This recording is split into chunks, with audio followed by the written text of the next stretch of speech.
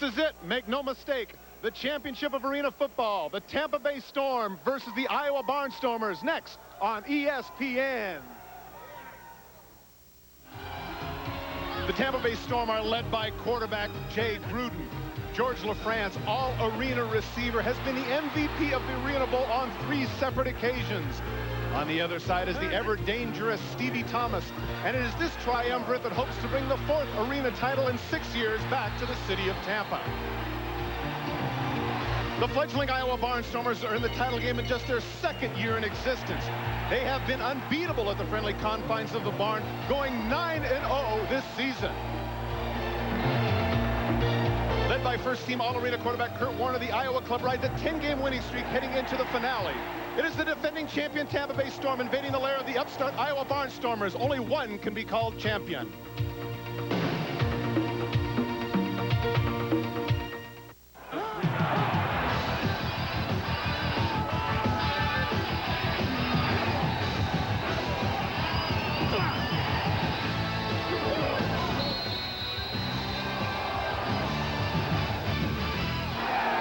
After 4 months and 16 games, it has come down to this.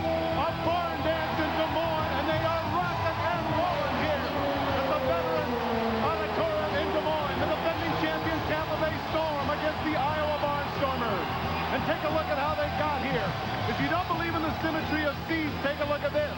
1, 2, 3, and 4 played last week in the semifinals. And here were the results. Number 1 and number 2 are playing, the 2 best teams in arena football here tonight in Des Moines. Hello, everyone. Along with Kirk Herbstreit, I'm Todd Christensen. And when it comes to the best coach in arena football, there really is no debate. The most successful man has been the Tampa Bay Storm's Tim Markham. This will be his 8th Arena Bowl championship game. You can see his record in Arena Bowl. He has been absolutely fantastic. But the trigger man in a number of those victories has been his main man, Jay Gruden. He's had Jay Gruden a couple times. Jay Gruden is 3-0. People talk about him being a tough competitor, and he tells us his keys for tonight's game. The key to tonight's game, I think, is going to be the team that turns over the ball least. You know, we've had problems in our games where we've started out slow because of a turnover on my part or a fumble or what have you. We just have to stay away from the turnovers tonight. We're gonna, if we do that, I think we can move the ball on these guys and get the ball in the end zone and make them match us score for score. If we can make them match us score for score, I think we'll beat them because we have 2 or 3 of the best defensive backs in the league. We have the best pass rush in the league, and if we force Kurt Warner to taking deep drops a lot, I think we'll get to him. Well, on the Iowa Barnstormers sideline, that man is not exactly a slouch either. John Gregory, named again Coach of the Year in his 2 seasons with Iowa. Back-to-back Coach of the Year awards. And, of course, his main man, arguably the best quarterback this year in arena football, Kurt Warner. Well, Kurt Warner yesterday received it. He's the first team in AFL as a quarterback. He has really proven to be a great leader for the Barnstormers. And he also told us his keys to tonight's game. I think the key for us is just ball control, to use the clock and to, you know, make sure we make good on all our opportunities. We can't turn the ball over. We know they're a physical team. We're going to have to do a good job up front, and I think if we do a good job up front, that we're going to be able to move the ball and we're going to be able to put it in the end zone. Well, the 3rd member of our broadcast team is Mike Golick, and already this place is rocking and very loud. He might be in the loudest place in the arena. Take it away, Mike. Hey, Todd, Kurt, Cleveland Stadium had the dog pound. They keep this area for the different people. Now, it gives new meaning to the term home field advantage with the other 14,411 lunatics in here. I'll be roaming through the stands and on the sidelines, if I survive this, to give you a little insight into the game. Back to you guys and help. All right, thanks a lot, Mike. Thanks a lot, Mike. Tampa Bay won the toss and they opted to defer. And so Iowa will receive. See the Arena Bowl experience really on the side of Tampa Bay, but then again, there are a lot of guys on Tampa Bay's team that have not played in the barn. Kirk, what do you think is the deciding factor? Well, tonight you have a great home field advantage for Iowa. You saw the experience in favor of Tampa Bay, and right now, the way the 2 teams have played, it's a matter of who gets the breaks early. Last week, Iowa was able to take advantage of some early turnovers by Albany and turn that into 14 points. Turnovers early in this game could be crucial. George Simon and Arena Bowl 10 is underway. Short Jacobs baseline short hop catch, cuts up the middle, has a little bit of an option, comes to the outside. Cut from behind by Johnny Harris, but an excellent return out to the 18-yard line. Kurt Warner has put up some great games all season long, and how about his numbers in the postseason? He's completed at about 74% of his passes, 600 yards, and he has thrown 12 touchdown passes. He is a tremendous leader out of Northern Iowa. He's really gained more and more confidence as the season has gone on. Like yesterday at a real nice banquet named First Team AFL. Mark down at the 16-yard line, 1st and 10. Ball goes out of the flat to Conley. What they're going to do is try and spread the ball around. The key tonight for Iowa is protecting Kurt Warner. You have Gary Howe and Tony Ketchens up on the outside along with Bush, who Dave Bush has really been the anchor of the offensive line. But keep in mind, Willis Jaycox outside. If he can't find him, he has two very, very impressive weapons, and Chris Spencer and Leonard Conley. 2nd and 5, about the 21-yard line. Conley in motion, gets the ball out in the flat, cuts upfield. I believe he has the first down. Tackled out of bounds by Tracy Perkins. Tampa Bay is going to come with a lot of pressure tonight. They will be blitzing quite a bit with number 42, Cedric McKinnon. You're looking at maybe one of the best defensive lines in arena football this year. And the addition of number 3, Johnny Harris, to that secondary has really stabilized a secondary that was somewhat of a question mark early in the year. If at home it sounds a little bit like we're on caffeine, trust me, we're not. It's just that it is so loud here. This is how we're having to talk. We're excited. Absolutely. 1st and 10 across midfield at the 24. Gets the ball once again out to Conley. And Kirk, I have to ask you now, Conley's been the main man of this drive. Is that on purpose? Yeah, what they have seen in Leonard Conley is he's a player that likes the football in open space. Willis Jaycox last week had some catches. They weren't able to get the ball to him in the end zone. Leonard Conley, Chris Spencer picked up the slack. Leonard Conley, if the name sounds familiar, out of Miami for the Hurricanes, had a great career as a running back, and here they use him in Iowa as a receiver, and also they'll use him occasionally with the ball out of the backfield. 1st and goal now. The ball spotted right on the 10-yard line. Warner with the quarterback draw, able to avoid one tackler. Stevie Thomas was not fooled, but he was not able to bring Warner down. So he gained just a little more than 3 yards.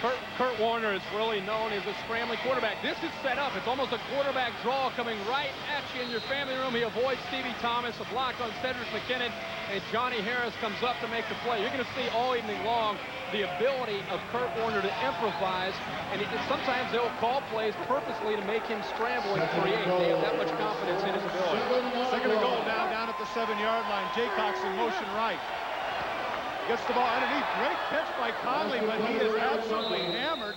That play we have seen from Iowa earlier has been successful, but in this case, Tracy Sanders said no, only about a 2-yard gain. Well, with Tampa Bay defensively, Todd, they're going to do everything in their power to keep the football in front of them until you get inside the 10-yard line, the red zone. They are really going to tighten things up. Iowa going to a quick hitter to Conley, and you see Perkins all over it. Stevie Thomas comes in, and also you have the big man, number 88, Lynn Rowland, coming in to finish off the play, but Iowa trying to come up with a trick play here early. Peculiar mark by the official. Spencer in motion left. It's 3rd and goal at the 8. They give him a loss of 1.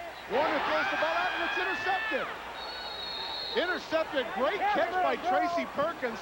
Spencer trying to run the comeback route. It did not fool Perkins at all. Outstanding coverage. Well, Todd, that's exactly what Tampa Bay wanted early in this game, is a crucial turnover. Not only to force a field goal attempt, but to come up with a pick. And as Warner drops back, the timing looks to be there. He just threw a little bit late in the flat, and Perkins almost baiting him, hoping he'd throw it away. And in that case, I'm sure Kurt Warner would like to have that ball back, and he wants to throw it a little bit more to the boundary, away from the defender. In fairness to Warner, not a great route by Spencer. Now George LaFrance in motion left. Gruden gets the ball out, skips it out to him at the 10-yard line. Incomplete. Jay Gruden has put up some great numbers as well. He has not had that great of numbers in the postseason. You can see he threw 5 interceptions, but Jay Gruden is a tremendous leader. He's one of the toughest guys you'll ever meet, and he likes the contact. He's one of these quarterbacks that likes to get involved, and just when you think he looks like he's hurt, he comes back and makes a great play. 2nd and 10 at the 4-yard line for Gruden. LaFrance in motion left again. Getting underneath this LaFrance, cuts to the outside, gets a block by Stevie Thomas. The flag is down. I'm wondering if maybe he might have hit somebody in the back, Kurt. Well, it's a play that Tampa Bay has used all season long to their advantage. It's set up for Thomas to block, and really the block springs George LaFrance down the sideline. We'll see what they come up with. A possible face mask here. Grabbing the face mask on the defense, number 5, 3-yard penalty, first down. What was impressive about Stevie Thomas there was he knocked 2 guys off, and that forced a situation where he had to grab the face mask or he might have gone the distance. You're going to see a lot of that play. Be familiar with Stevie Thomas on a curl from 10. LaFrance will throw to the inside, come back, and pick that block up. First and 10 at the 18. Gruden has Thomas on the up route. Just overthrows him. Waylon Harding in coverage. But a flag is down.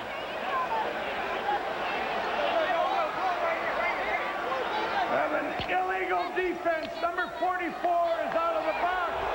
5-yard penalty, first down. Well, that's very costly, especially considering the fact that Andy Chilka was nowhere near the play. And he's scooting up a little bit too far inside the line of scrimmage. Came up to make the play on Jay Gruden. Interesting that Iowa's coming with pressure of their own.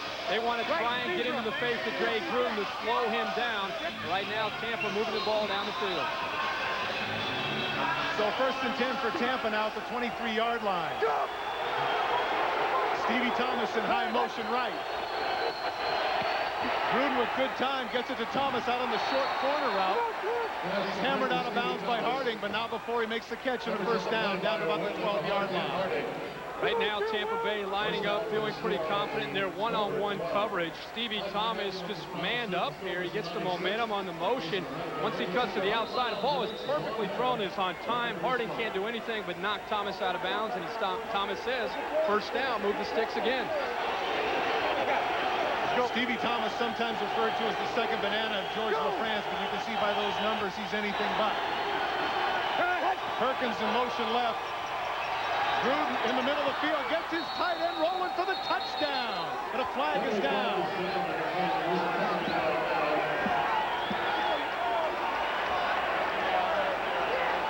It appears by the reaction of the Tampa people that it's going to be a defensive penalty, and it is.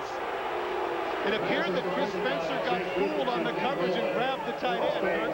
Well, as he comes across, look at Gruden on the drop back. They come with a blitz, and Chris Spencer doesn't have anything to do. I think he was fooled. A little bit of miscommunication in the secondary there. Rowland just showing block and then streaked right down vertically up the field for the quick 6. Chilcott is the one that got in the hold, and of course Tampa will refuse that. And Simonizia, who struggled last week with his extra points, on for the conversion.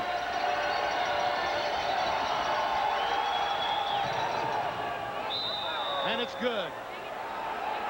And the very thing that Tampa wanted to do is they wanted to draw first blood to see if they could get the crowd out of the game. After the Perkins interception, that's exactly what they've done.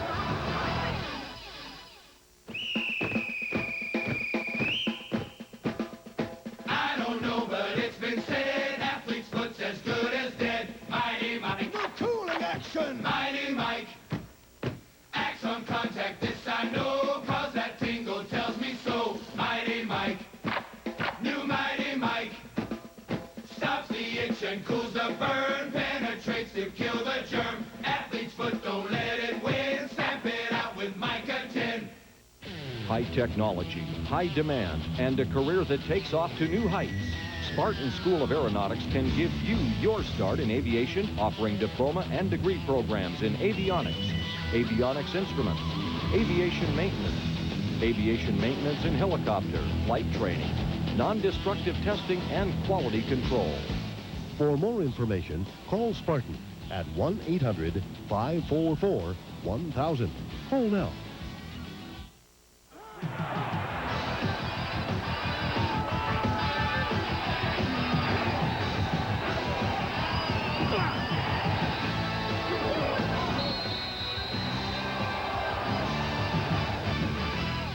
Tonight's presentation of Arena Bowl 10 on ESPN is brought to you by MBNA America, proud issuer of the Arena Football League Visa. And by Micatin. To stop the itch and cool the burn of athlete's foot, use Micatin. Downtown Des Moines, the state capital of Iowa, where last night, Kirk, you and I were at a banquet, and it was all Iowa, ex-governors, ex-mayors, everybody, hyping people into a frenzy, and I really think that Coach Tim Markham utilized that as motivation for his players. Well, we all left thinking that Tampa Bay would use that as motivation, and clearly they have come out early in this game ready to play football. Simidevia's kick is going to be short, and Jaycox is going to catch it on the fly. Good return last time and gets a little bit of an opening. Cuts back. Excellent tackle. Kent Wells tackles him down at the 13-yard line. Great open field tackle by the big man. Big scoring drive here for Tampa Bay, and I think the one thing that was impressive there is the way they just moved the sticks. They got inside the red zone and hit the big play down the middle to Lynn Rowland. A little confusion on Iowa's secondary. They're going to have to make some adjustments. But now Iowa finds themselves in uncharted waters, Todd. Last week up 14-0 early, now down 7-0 in this game at home. They're going to have to bounce back. And I think the touchdown to Rowland shows something else about Tampa. They're pulling out all the stops. They're not much of a throwing to their tight ends. Jaycox in motion left on 1st and 10. Ball's underneath to Conley, who makes the catch between two defenders. Gets out near midfield for the first down.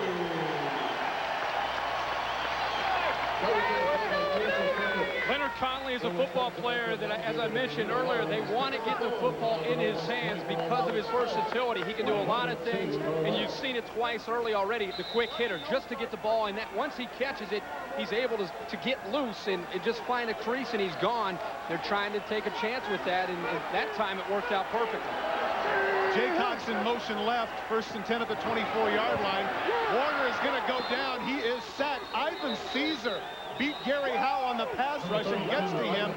Something they absolutely had to do, they felt, was to contain him. Not just sack him, but contain him because of Warner's ability to break outside the rush. Very unusual that they came from the outside. Ivan Caesar from the right side and Gerald Jeffco came from the left. And once you come from the outside, it's usually a good chance for the quarterback to step up in the pocket. But Tony Jones and Kent Wells are right there. Really nowhere to go for Kurt Warner other than to really submit to the rush of Ivan Caesar. Of the 5 completions, all of them have been to Leonard Conley. I would think that this would be an opportunity to get the ball to Jaycox. And he does. Out of bounds, just outside the 15-yard line, close to the first down. Jaycox has had a good postseason as far as numbers of receptions, averaging 9 receptions a game. Here, just coming across the middle, finding the open area in the zone right in front of Johnny Harris, and then once he makes the catch, able to pick up enough for the first down. 1st and 10 just outside the 15-yard line. I mention that because a lot of times the receiver can get distracted if he doesn't have the ball thrown to him. They need to get the ball in Jaycox's hands. Leonard Conley in motion right. Warner rolls out that direction. Spencer is wide open for the touchdown. A lot of confusion on the part of the defensive backs for Tampa to allow Spencer to be that wide open, Kurt.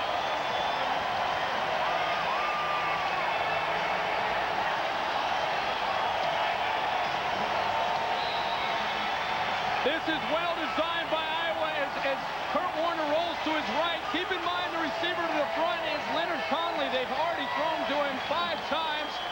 All the defenders squeezed up on Conley, allowing Chris Spencer to go clear, untouched to the end zone. Mike Black on for the conversion. Reserve quarterback Ron Lopez with the hold. Bad snap. Lopez gets it up, as does Black, to tack on the extra point. And so, as you mentioned, uncharted waters. Iowa shows a little fortitude, driving the length of the field to tie it up at 7. You've seen him rumble in the Bronx, but you haven't seen anything yet. He's Jackie Chan, the Kung Fu master with a sense of humor. Jackie Chan, the silver screen heir to Bruce Lee, lighting up the screen with his incredible presence. Now, you can experience all the action, the excitement, and the comedy of Jackie Chan on video, performing every stunt, delivering every knockout punch. He even does it in drag. He's Jackie Chan. You can't see these movies at any theater, and you can't get this collection anywhere else. Call now and you can own 3 classic Jackie Chan movies, To Kill with Intrigue and New Fist of Fury, plus Spiritual Kung Fu for just $19.95, and it's available only with this TV offer. Call 1-800-348-8900. Use your credit card and pay just $19.95 for this incredible Jackie Chan movie collection, including our 30-day satisfaction guarantee. You can't get this action-packed 3 full-length feature film anywhere else, so call 1-800-348-8900. Welcome back to Des Moines in the Veteran Memorial Auditorium, where the Tampa Bay Storm, the defending champions in arena football, are battling the Iowa Barnstormers. Due to time constraints, we move ahead to further action in this game. Calvin Shakur, defensive specialist for the Iowa Barnstormers, discussing some strategy with Carlos James. They frustrated Jay Gruden, that man right there. 3 straight incompletions, and one of the things that Coach Markham stressed us is that there are times where Gruden can be erratic. Fear not for Jay Gruden. Time after time, I've watched Tampa Bay. He is a quarterback that will bounce back. 1st and 10 going up. Lamar Cooper on the body. Motion catches it for the touchdown. From the outset, you could see it. He was going just completely flat out. You knew it was an up pattern. Wanted to put it right on the money. And Cooper ran right by the defender. We got a little bit of pressure here on Kurt Warner, but he, again, once you put pressure on him, the blitz with Stephen McKinnon, he almost enjoys it. It really doesn't seem to bother him. Cooper got behind Perkins, and he just barely got his feet inbounds for the touchdown, but really credit Kurt Warner for focusing downfield and putting the ball in the numbers, considering the pressure right in his face. And a pretty good body adjustment on the part of Cooper, turning all the way around to make that catch when you're running full speed. Trust me, although I never had that kind of speed, it's difficult. So Black tacks on the extra point, and now the crowd is very much back into this game. The barn is rocking as the hometown folks are up by a touchdown. The Olympics last just 17 days. The memories are forever.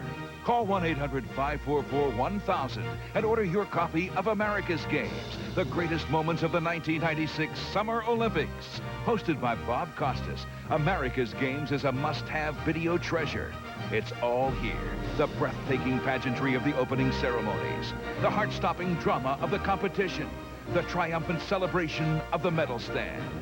Jam-packed with over 70 minutes of highlights, America's Games captures the emotion that transcends sport and fires the imagination. If you were in the stands, if you watched on TV, you know the feeling. Now, you can relive it time and again. You might miss something, but we won't. Just $19.95 plus $4.50 shipping. America's Games, the official highlight video of the Centennial Olympic Games. Call today, because the memories are forever. Black on to kick off, and once again, an excuse for the faithful to get up on their feet. This certainly falls under the heading of home court advantage. Black with another deep kick. Takes a funny hop, and it comes out of bounds. And fortunately for Tampa Bay, the front men of Tampa did a good job keeping the Iowa people away. Otherwise, that could have been a recovery. Very, very lucky there for Tampa Bay to make that recovery. The best pregame show on television brings you right up to kickoff with 90 minutes of interviews, analysis, the latest in NFL news and more. Berman, Theismann, Mortensen, Jackson, Sharp, you know them all. You'll see them on the NFL Countdown season premiere, 11:30 Eastern, 8:30 Pacific this Sunday.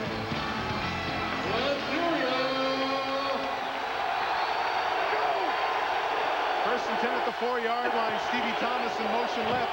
Gets the ball underneath to Thomas, and he breaks the tackle. James over to body slam him down at the 20, but not before. A first down for the Storm. Well, Jay Gruden is like, it's like clockwork. He just continues to go and go. And each time you think he's down, maybe he's not having a good night, he's not seeing his receivers, he will come back. He could throw 3 interceptions and come back and lead his team to a victory. Do not ever count Tampa Bay and Jay Gruden out of any football game. Well, that's exactly what we saw last week against Arizona. He threw those 3 interceptions, but refused to fold. George LaFrance in motion right. First and 10 at the 20. Gruden with a lot of time, gets it to LaFrance, deep across the field, it's a touchdown! This time, James and LaFrance did not mix up their feet. And on the deep crossing pattern, Gruden threw it right on the money. They felt very confident that they can beat these guys deep coming into this game. They've already tried it 5 times. Ron Moran, the middle linebacker to the left of your screen, is going to come right through the middle, right through the block of Cedric McKinnon into the quarterback, Jay Gruden's face.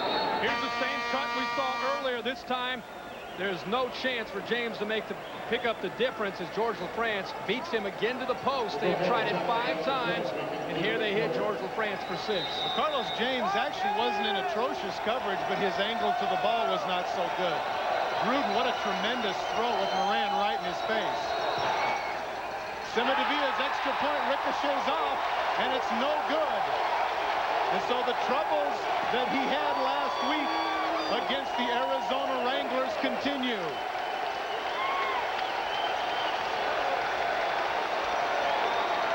You see George LaFrance with the touchdown. But unfortunately for Tampa Bay, they could not tack on the extra point. Is that going to be a big deal later on? We'll see.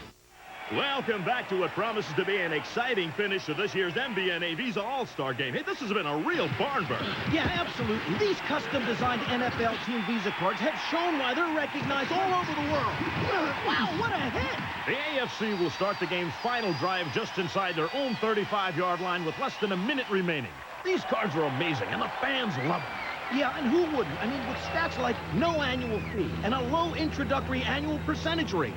Give me a power left slant pass on 2. Fans who call 1-800-NFL-9919 apply for a great no annual fee Visa card that provides valuable insider information and other fantastic benefits. What a catch! They're in field goal range! The kick is up. NFL Team Visa cards take you where the action is. To request your favorite NFL Team Visa, call 1-800-NFL-9919 today. You've spent your entire life sleeping in an old-fashioned flat bed, but now you have the opportunity to find out about a better, healthier way to relax and sleep. Get this free information kit about Craftmatic adjustable beds. Call toll-free, and a helpful operator will mail you a free Craftmatic adjustable bed catalog and this special rebate certificate. It's worth $200 off any Craftmatic Model 1 adjustable bed. Why is Craftmatic making this rebate offer? It's our way of saying thanks for taking the time to find out about Craftmatic. There is, of course, absolutely no obligation for calling toll-free and requesting this helpful information kit. So if you have any interest in adjustable beds, pick up your phone and call now. Call toll-free 1-800-554-9000. That's 1-800-554-9000. Toll-free 1-800-554-9000.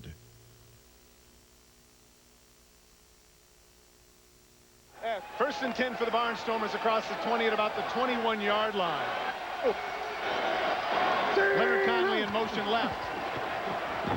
Lost the ball out to Chilka, who cannot hold on. Pushed out of bounds by Stevie Thomas into the wall. And Warner took a shot as well.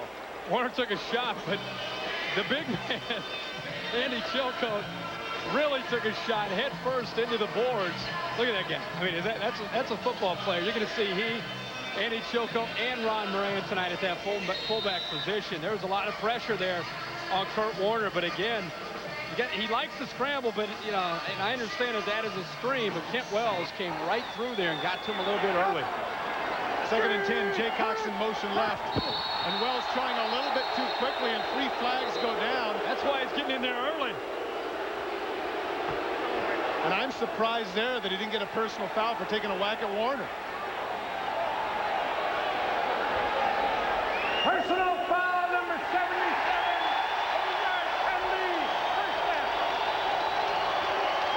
Todd, as you said, it's one thing to jump offside. Look at Tim Markham. Not very happy. It's one thing to jump offside, but once he comes through, I mean, look at the shot to Kurt Warner. And I understand defensive players, that's his momentum coming forward, but there was an initial shot there to the head of Kurt Warner. I think the beat that Markham has is that it was clear that it was offsides. All 3 guys threw it. I think that they changed their mind and decided to tack on the personal foul. That's why Markham's irritated.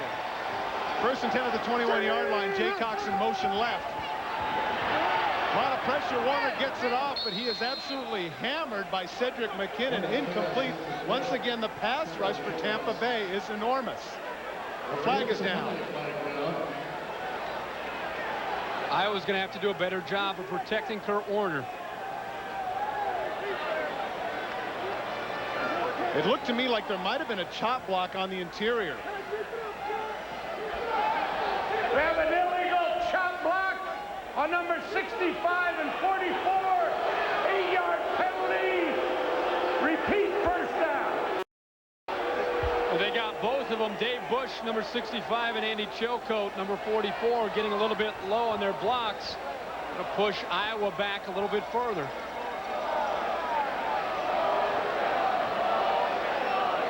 Dave Bush, as we mentioned, they called it on both guys. Chilcote, right to the middle of your screen, right there, right in the middle of the screen. You could see that Chilcote went down low.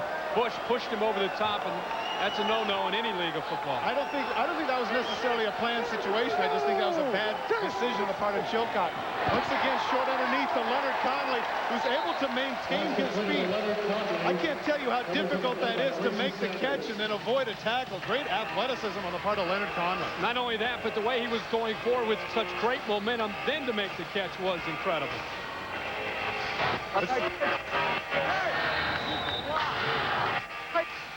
Motion. 80, 87, on two, ready? Pretty simple call, 87. See if they can get the ball upfield, more likely to Willis Jaycox or Chris Spencer. Leonard Conley in motion, a flag is down, gets the ball underneath to Spencer, who makes the catch, fumbles the ball. The ball is going to be picked up by Johnny Harris. He's out across the 20, he's going to be out of bounds across midfield. But we'll see what the flag is.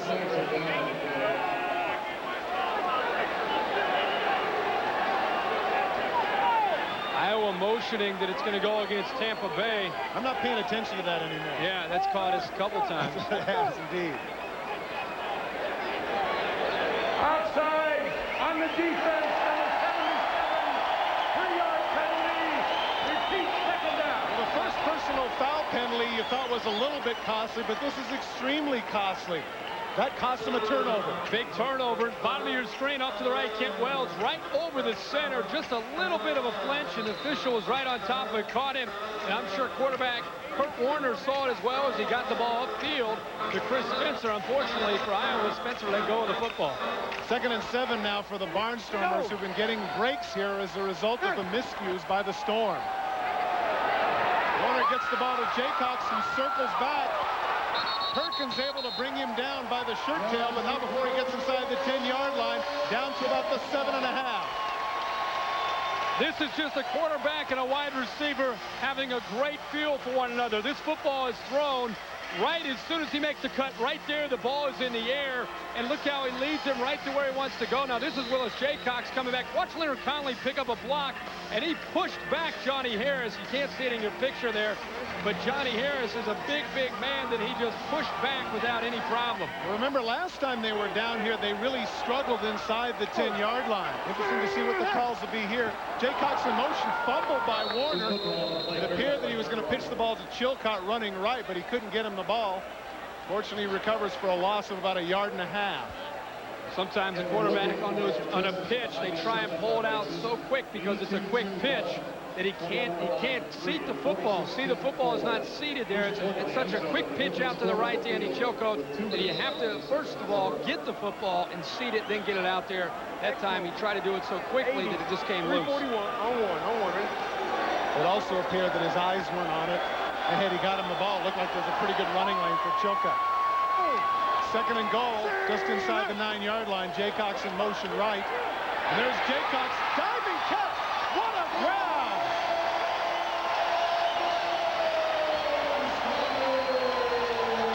You saw Johnny Harris go after one of the fans.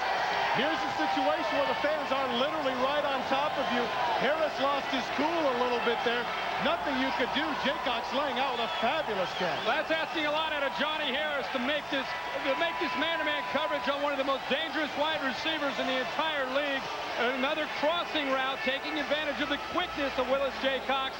And again, quarterback Kurt Warner and Willis Jaycox have a great feel for one another. Put it where only Jaycox can make the catch.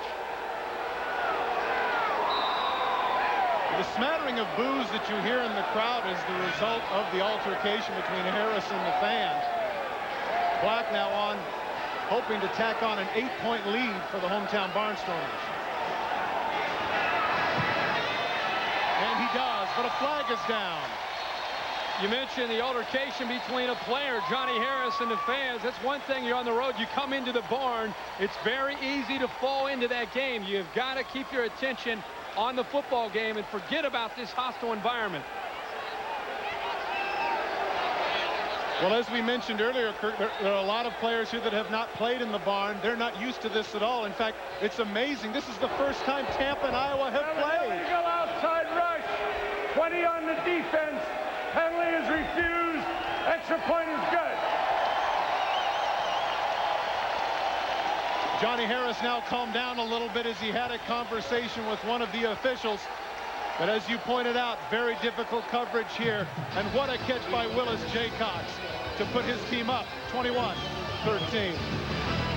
So you've chosen to be your own boss. Running your own business means doing what you love, doing what you do best. Except one thing you don't love one bit: doing the books.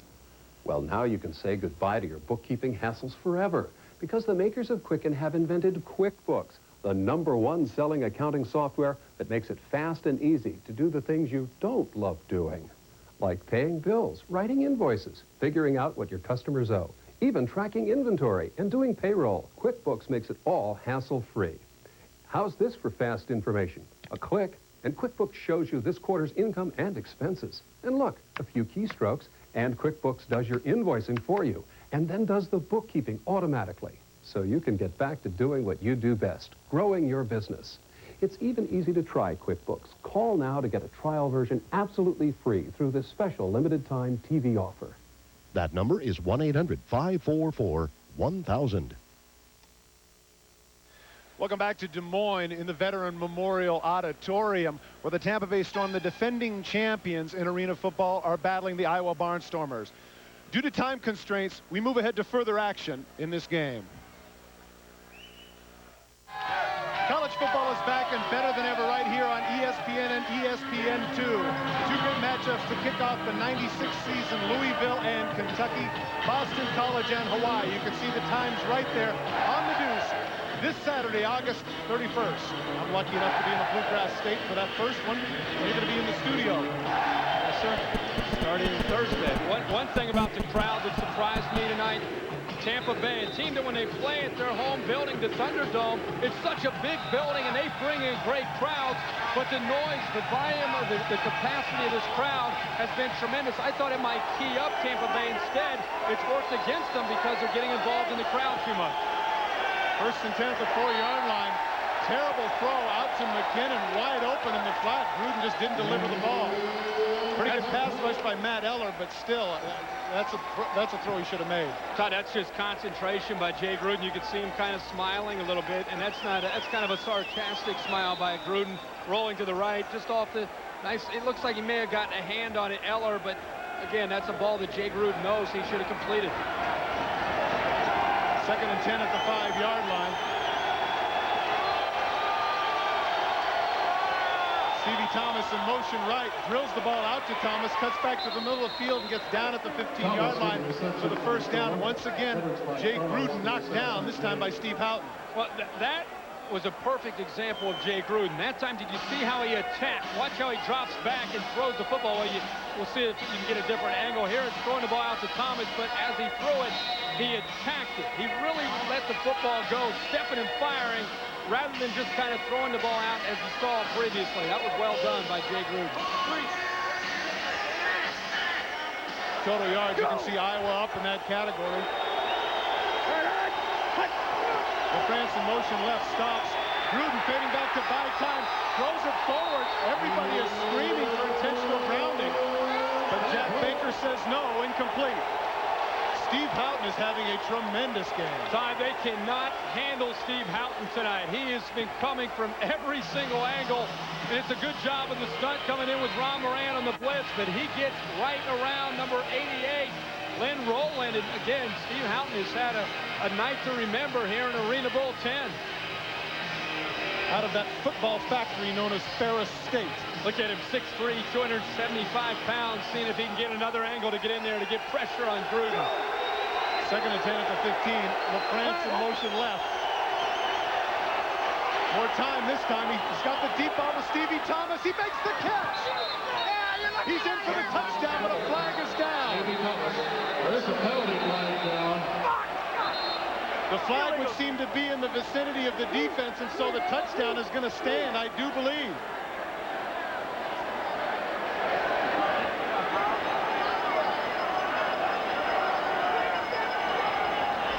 We have an illegal defense. Penalty is refused. Touchdown. How about Stevie Thomas's ability to get down the field? Keep in mind, he is one of the biggest receivers that you will see in all of arena football at 6'2", 205 pounds, gets right behind Lamar Cooper, who's got tremendous speed and has enough concentration to find that stick and get into the end zone for a touchdown and put his team right back into this football game. Well, Tampa Bay is not trusting Simmons-Devilla anymore, basically. They are down by 2. Are you surprised to see it this early? Not at all. The way Simmons-Devilla has hurt them in the last couple of weeks, you got to go for 2 here to get your team even. LaFrance in motion right. Gruden rolls right. Throws back against the ground, and he's got LaFrance in the back of the end zone. Harold Jasper looked like for a minute he was going to get a piece of that, but he couldn't quite get high enough, and LaFrance gets the 2-point conversion. You know, sometimes you watch Tampa Bay and you say to yourself, I think they like to get behind. They almost like to get fired up as they get down early in the game. They always seem to fight back. Gruden rolling out is able to buy the requisite time. He throws across his body. Jasper can't get it. LaFrance does. We're tied.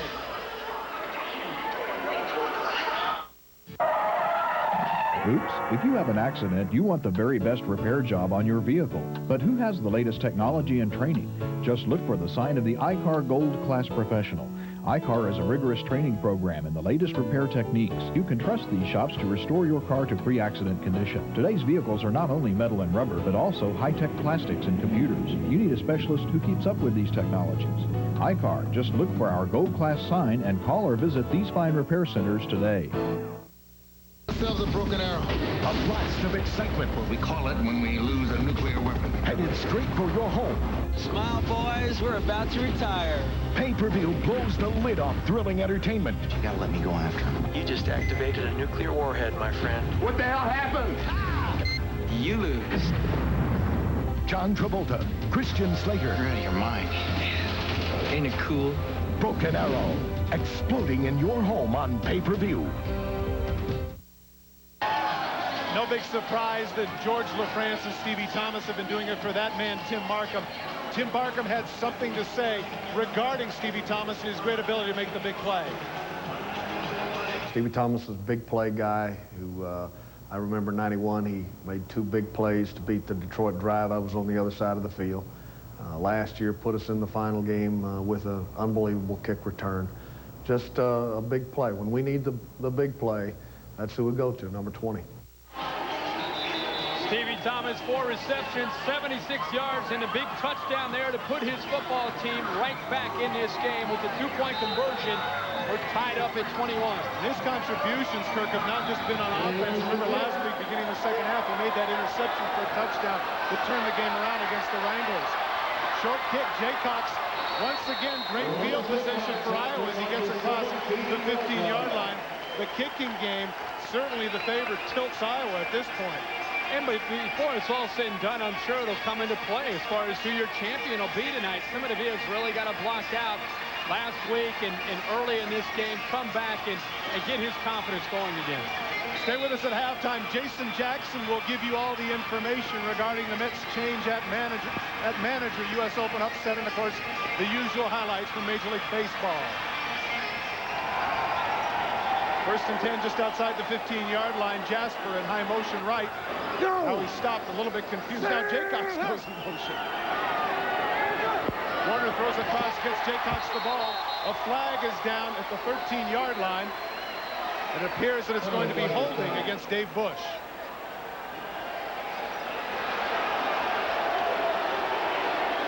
Well, anytime that umpire throws it right in that vicinity, you have a pretty good idea. They're going to send them back here after the completion.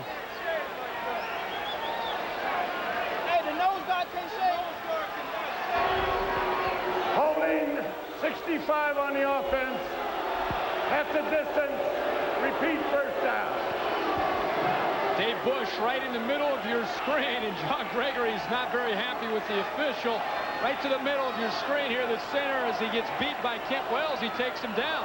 It's a heck of a takedown in wrestling. I don't think Coach Gregory has anything to beef about. Now, with the clock running at 45 seconds, both teams have all of their remaining timeouts. Warner is going to get picked off by Stevie Thomas. He's in for the touchdown. Stevie Thomas scored his third touchdown. Just like last week against the Wranglers, Stevie Thomas at 6'2" hides a little bit at that Jill linebacker. Certainly Warner didn't see him. Well, this time Stevie Thomas is waiting, or not waiting. Last week he waited rather for the second half. This time he makes the big play back-to-back with the touchdown reception. And here just kind of hiding in there. And as he tries to go across the middle there to Lamar Cooper, Thomas goes up, makes the catch, and walks into the end zone for the go-ahead score. Simedovian for the extra point. And he's able to sneak that one through. Well, that's 15 unanswered points for the Tampa Bay Storm, and it just goes to show how things could change. We talked about a knockout punch. Not so. Tampa Bay back up by 7.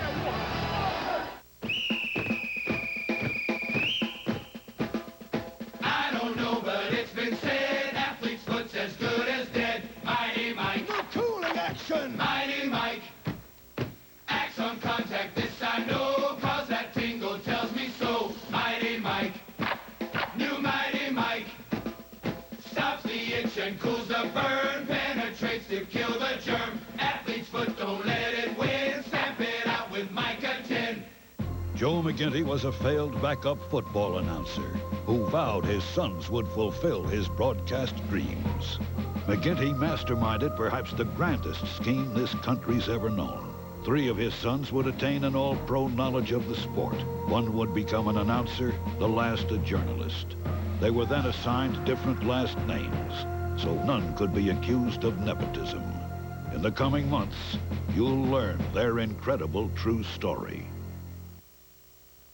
Welcome back to Des Moines in the Veteran Memorial Auditorium, where the Tampa Bay Storm, the defending champions in arena football, are battling the Iowa Barnstormers.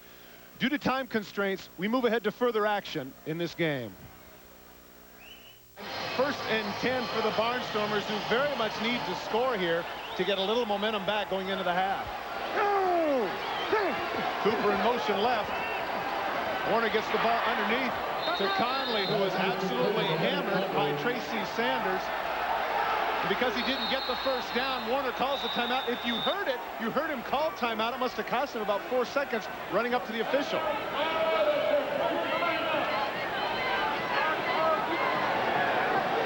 What do you want? Looks like zone there. About 8 X cross. Okay. That one hard, fellas. Pretty conciliatory, that coach, when he said what he wanted, huh? You don't see that often, coaches being that willing to just accept what the quarterback wants. I think that's played a big part in why Kurt Warner's had such a great year. He has confidence in his coach has confidence in him, and I think it really, as a quarterback, it makes you relax to realize the coach has so much confidence in you. Try to get there as quick as you can. Well, the other thing, too, is that you know that you're in charge on the field. A lot of times, if you're just an automaton, you're not going to be as into the game mentally as you might. As a quarterback, you know that. Go, fellas, come on.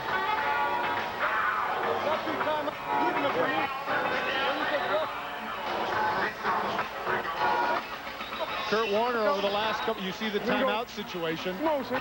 88, X cross, on one. Look for Willis Jaycox coming across the middle here. It's a route that he has had a lot of success with. See if they can squeeze it into him. Jaycox in motion left, and there's the cross, and there's the ball. He doesn't quite get into the end zone. He's down at the 1-yard line. And they spend another timeout with 15 seconds remaining. I think now we know why John Gregory feels very confident in his quarterback, Kurt Warner. Warner comes over, tells him the play he wants, comes out and hits it exactly where he wants to, puts him inside the 1-yard line. And again, you go back to the confidence of Warner. He put that football right where it had to be, right in between the 8 and the 5 on Willis Jaycox. Interesting decision making here, simply because of that. Goes 15 seconds and 1 timeout. Let's see if they run the ball. Come on, fellas. Still have that. Give me goal line. Goal line. All right. Goal line. Plunge. Lock it up right long. You know what I was saying to you that one time? Walking. The guy went in motion. You get sent. Hey, if we don't get it, then the... Is there a consideration, Kirk, in this right here with 15 seconds remaining to maybe use the 2 plays and get in? Or do you just say, hey, we got to score the touchdown, don't worry about the time remaining? Well, I think with it still a timeout remaining, you take it, your 2 best plays inside the 5-yard line right here. Again, with 15 seconds, that you can at least get 2 plays off here and then maybe use your timeout after that. 2 pretty studly fullbacks. In this case, it's going to be Ron Moran. Bootleg by Warner, batted down, incomplete. Johnny Harris actually had a pretty good opportunity for a pick there, and I'm really surprised at that call, Kirk. Wow, he slipped out to the outside. It looked like he might have been able to run it in with his ability to scramble with the football. And I think he knew right away that he wanted to get rid of that football quickly. Comes off the trap act, the play action. Now, right now, he gets rid of the football. I'll tell you, if number 3, Johnny Harris, makes that play, he's gone the distance for another score. Well, Warner just shot-putted that ball. I agree with you with the big fullback. Spread him out and run the big man. Second and goal at the 12. At the 2-yard, or the 1 rather, with 12 seconds remaining, and that's exactly what they did. And Moran is able to punch it in for the score.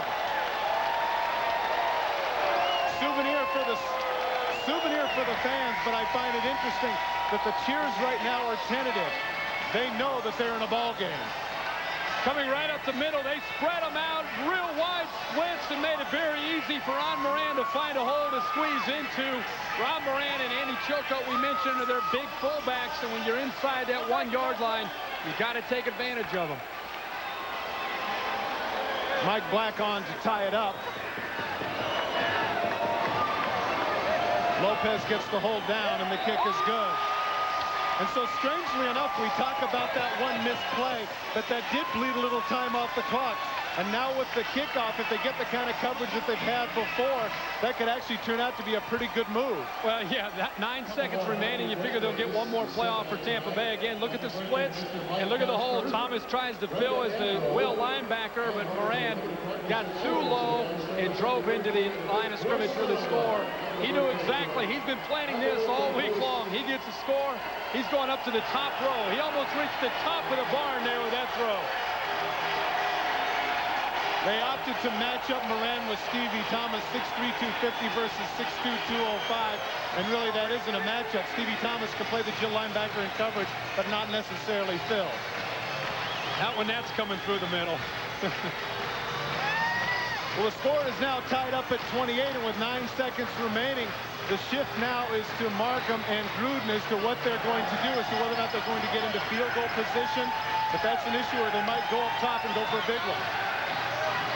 Depending on where their field position will be after this kick will really dictate the play calling of Timmy Markham. Here comes Black's kick. And it's a deep one. It ricochets down the middle. LaFrance is going to play it out of the end zone. A flag is down. 2 flags go down. And I believe that Leonard Conley was in a little bit too quick.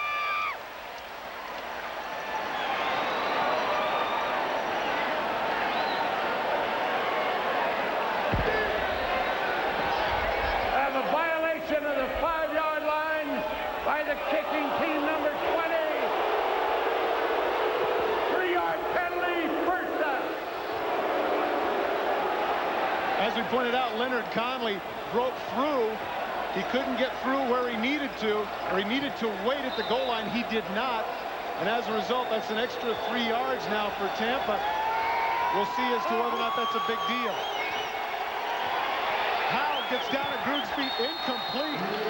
Gary Howe with a big rush on Gruden, and now with 5 seconds remaining. That is a big man. Hey, look at big Gary Howe coming right. He is a force when it comes to the pass rush out of Colorado, right into the knees of Jay Gruden.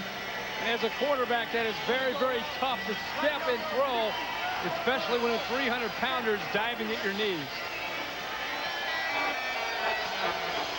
They've never trailed in 3 Arena Bowls, and it doesn't appear that they will be trailing in this game. LaFrance in high motion right. Gruden throws out into the flat to Worthman, but the half is going to run out.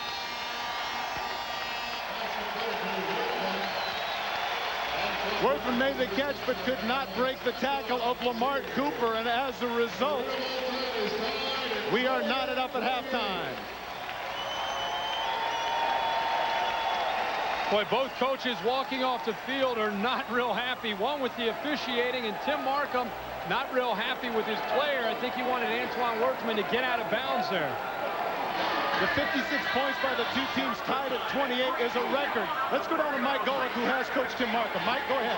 Hey, Coach, in the second quarter, the fans here seem to be taking home field a little too seriously. What was going on? I mean, that's, you know, and again, we don't mind the laws, we don't mind anything, but when they start grabbing the kids on the playing fields, something's got to be done about it, and I'm going to address that at halftime with the officials that run this game. Now, about the game, looking at the score, tie score, but Gruden's getting a lot of pressure on him. Does that take your vertical game away and go to the shorter route, or what kind of adjustments can you make? We got to do a better job of blocking, mixing our pass protections up. He's tough. He'll hang in there. You know, it's going to be a heck of a game, just like we knew it was going to be. All right, Coach, thanks. Good luck. All right, guys, back up. Thanks a lot, Mike, and thank you, Coach Markham. So a lot of sound and fury signifying 8 touchdowns right where we were at the beginning of the game. Knotted up at half. You've spent your entire life sleeping in an old-fashioned flat bed. But now you have the opportunity to find out about a better, healthier way to relax and sleep. Get this free information kit about Craftmatic adjustable beds. Call toll-free and a helpful operator will mail you a free Craftmatic adjustable bed catalog and this special rebate certificate. It's worth $200 off any Craftmatic Model 1 adjustable bed. Why is Craftmatic making this rebate offer? It's our way of saying thanks for taking the time to find out about Craftmatic. There is, of course, absolutely no obligation for calling toll-free and requesting this helpful information kit. So if you have any interest in adjustable beds, pick up your phone and call now. Call toll-free 1-800-554-9000. That's 1-800-554-9000. Toll-free 1-800-554-9000. Welcome back to Arena Bowl 10 with the scores 28-28 at halftime. I'm with Coach John Gregory from the Barnstormers. First half, running the vertical routes, hitting some beat patterns, and also getting some good pressure on the quarterback. Well, we are, and we had a couple of breaks that went against us. The interception they got for the touchdown, and then the interception we threw right off the first drive. But it's an even ball game right now, and we're looking forward to the second half. What adjustments can be made to stop big plays, if there's any, or just better execution? Well, I think we have to just continue to do what we're doing, and we didn't make that many changes at halftime, and we're fine. We just got to keep playing hard, and we'll be okay. Thanks, Coach. Appreciate it. Now, I was in both locker rooms. In the Iowa locker room, hey, we're on the game plan. We're doing what we're supposed to do. Keep doing what we're supposed to do. Completely different in the Tampa Bay locker room. A lot of yelling, a lot of screaming, a lot of people upset of the pressure on Gruden. So 2 completely different temperaments coming out of the locker room at halftime. Back up to you guys. Okay, thanks a lot, Mike. That was something that I noted too, Kirk, the fact that one team seems very emotional, and that's Tampa, and the team that's at home with all of the crowd is more workmanlike Iowa. Well, early in the game, I think Iowa came out with a lot of energy, and it really surprised Tampa Bay the way they came out. Tampa Bay allowed the distractions of the crowd and some of the other things going on outside of the football game to affect them, and then I think they were able to block it out. Jay Gruden came up with some big plays. That's really been the difference in the first half, and really enabled Tampa Bay to get back into this football game. We'll get back in if they did. Score knotted up here at halftime at 28. As we pointed out, at a certain point in the game, it would have appeared with the crowd roaring, a defensive stop 21-13. That appeared to be Iowa's chance to really put a crimp in the hopes of Tampa. Instead, Tampa gets the defensive stop. They miss the field goal. They turn around and get the touchdown. And, of course, the interception by Stevie Thomas was something completely unexpected. Iowa able to rebound from that, knot it up at 28, and that's where we are right now. Tampa Bay, having deferred, will get the ball first. Well, Iowa's going to have to get back into the game and get their momentum back in. The crowd is still in this football game waiting to really get excited and to just go into a frenzy like they were early in the first half. It's up to Iowa, rather, to make a big defensive stop here early in this second half to get the crowd back into the game.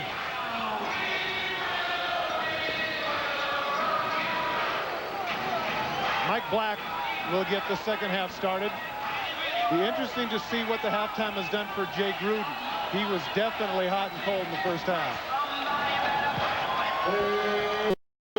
Black's kick is a deep one down the middle. Hits the camera and goes into the stands, so it will be a touchback as we take a look at the halftime stats.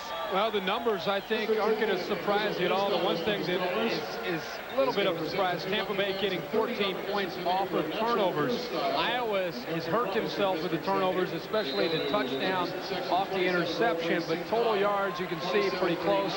And the passing yards, obviously, equal very, very close in this game. First and 10 for Tampa at the 5-yard line. Stevie Thomas in high motion. And he misread the route. Stevie Thomas went up. Gruden was throwing a hook. And Waylon Harding had a gift interception he could not hold on to. Boy, you don't know if that's the quarterback, Jay Gruden, there, or Stevie Thomas. There was obviously, they were not on the same page, but Waylon Harding, oh my gosh, you can't ask for any. This is a dream if you're a defensive back right there. The only player to make the stop would have been George LaFrance, and he had the block there by Leonard Conley, and he walks into the end zone. Gruden very fortunate there as LaFrance goes in motion on 2nd and 10. He's knocked down. What a catch by McKinnon. Unbelievable.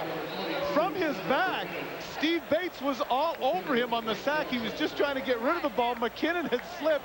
Makes the one-handed catch. Unbelievable. Well, Jay Gruden was falling. First of all, he didn't even get the snap. I mean, the snap, he bobbles right at the line of scrimmage. He finally gets a hold of the ball. By the time he recovers the football, he has Bates in his face. He just throws it out there. McKinnon's on his back rolling. He comes up with the catch to put him in 3rd and 5.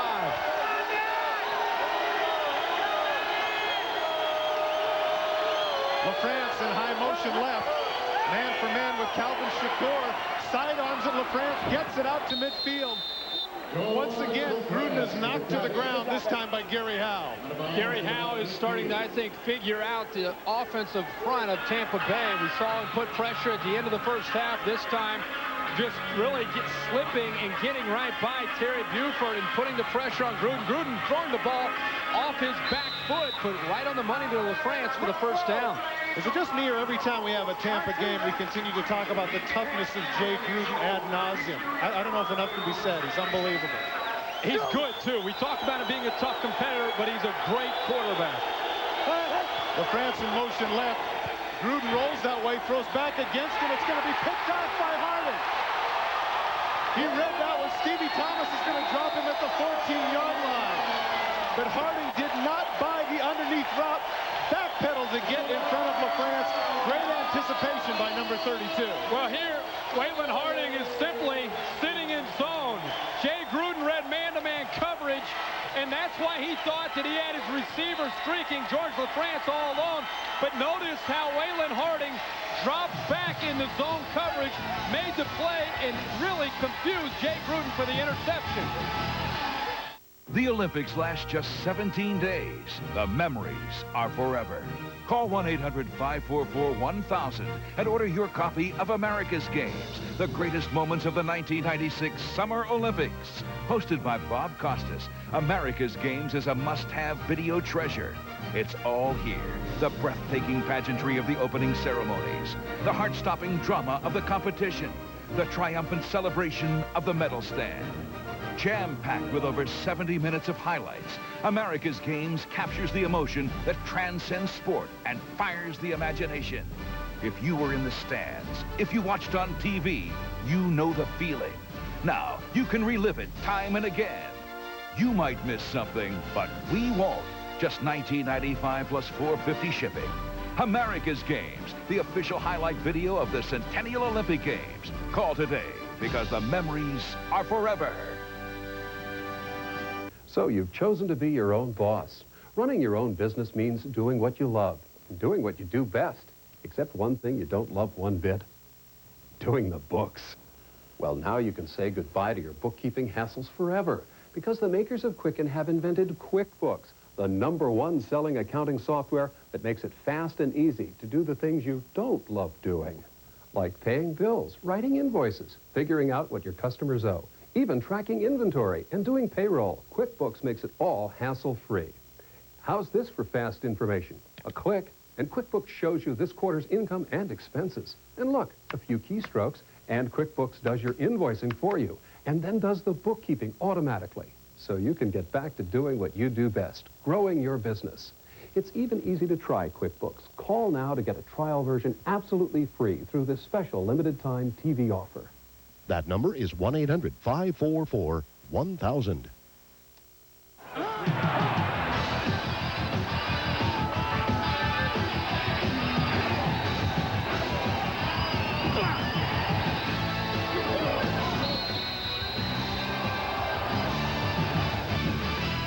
Tonight's presentation of Arena Bowl 10 on ESPN is brought to you by Burger King, where you can get your burger's worth.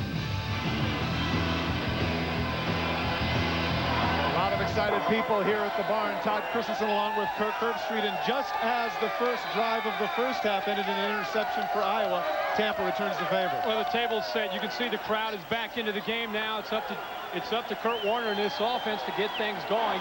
Iowa regains a turnover. Now they're only down 2-1 in the turnover margin. Leonard Conley in motion. And Cedric McKinnon with the sack. One of the things that Tim Markham had pointed out is that when McKinnon was hurt during the season, they lost a lot, both at fullback and linebacker. It's the mark of a good football team. A big turnover, you come right back and you make a great play defensively. Good coverage downfield, enabling Cedric McKinnon to get in there and apply the pressure and bring down Kurt Warner. Looked like for a second there he was going to throw it at the feet of Gary Howe just to get rid of it, but he opted to pull it back, as you pointed out. Plenty of time to get yards back. Go! Second down is 16 now at about the 8-yard line. Warner steps up and avoids the rush. Now he's got a lot of room if he can stay with it. The persistence on the part of Lawrence Samuels drags him down just outside the 15-yard line, and now will come up about 3rd and 8. Yeah.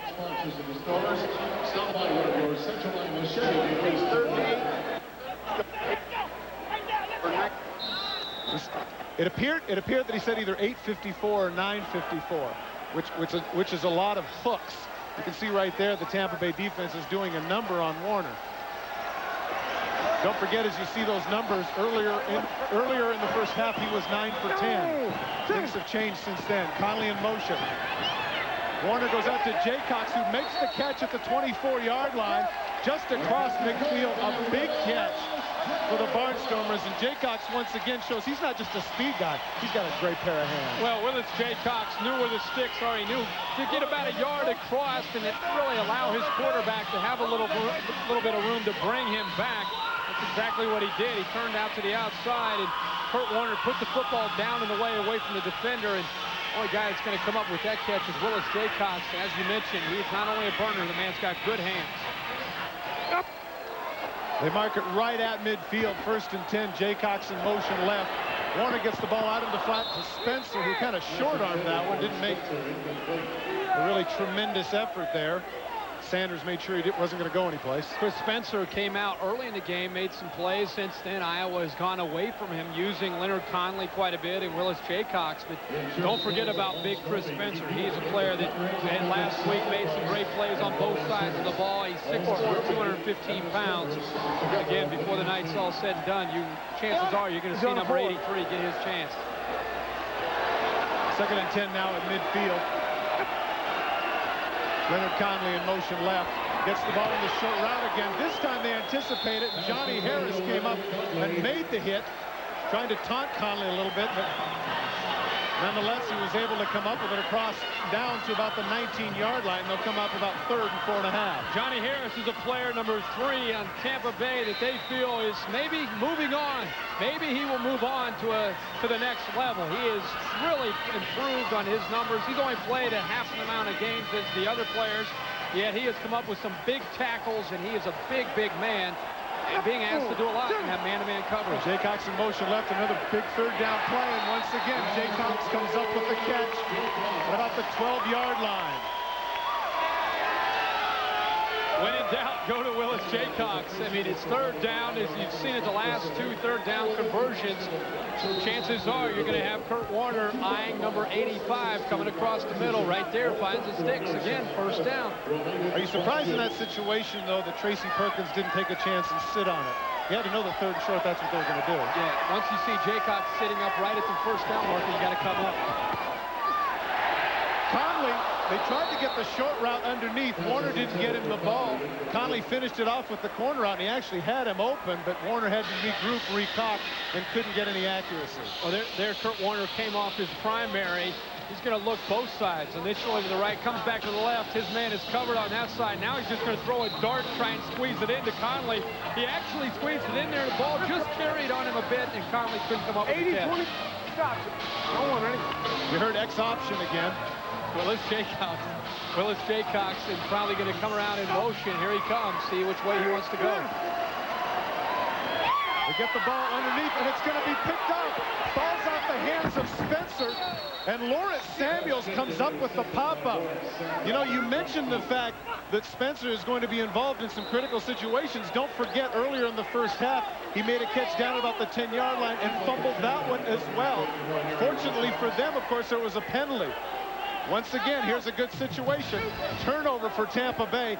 Samuels with the interception, and Tampa Bay is going to set up just inside the 10-yard line. Welcome back to what promises to be an exciting finish to this year's MBNA Visa All-Star Game. Hey, this has been a real barn burner. Yeah, absolutely. These custom-designed NFL Team Visa cards have shown why they're recognized all over the world.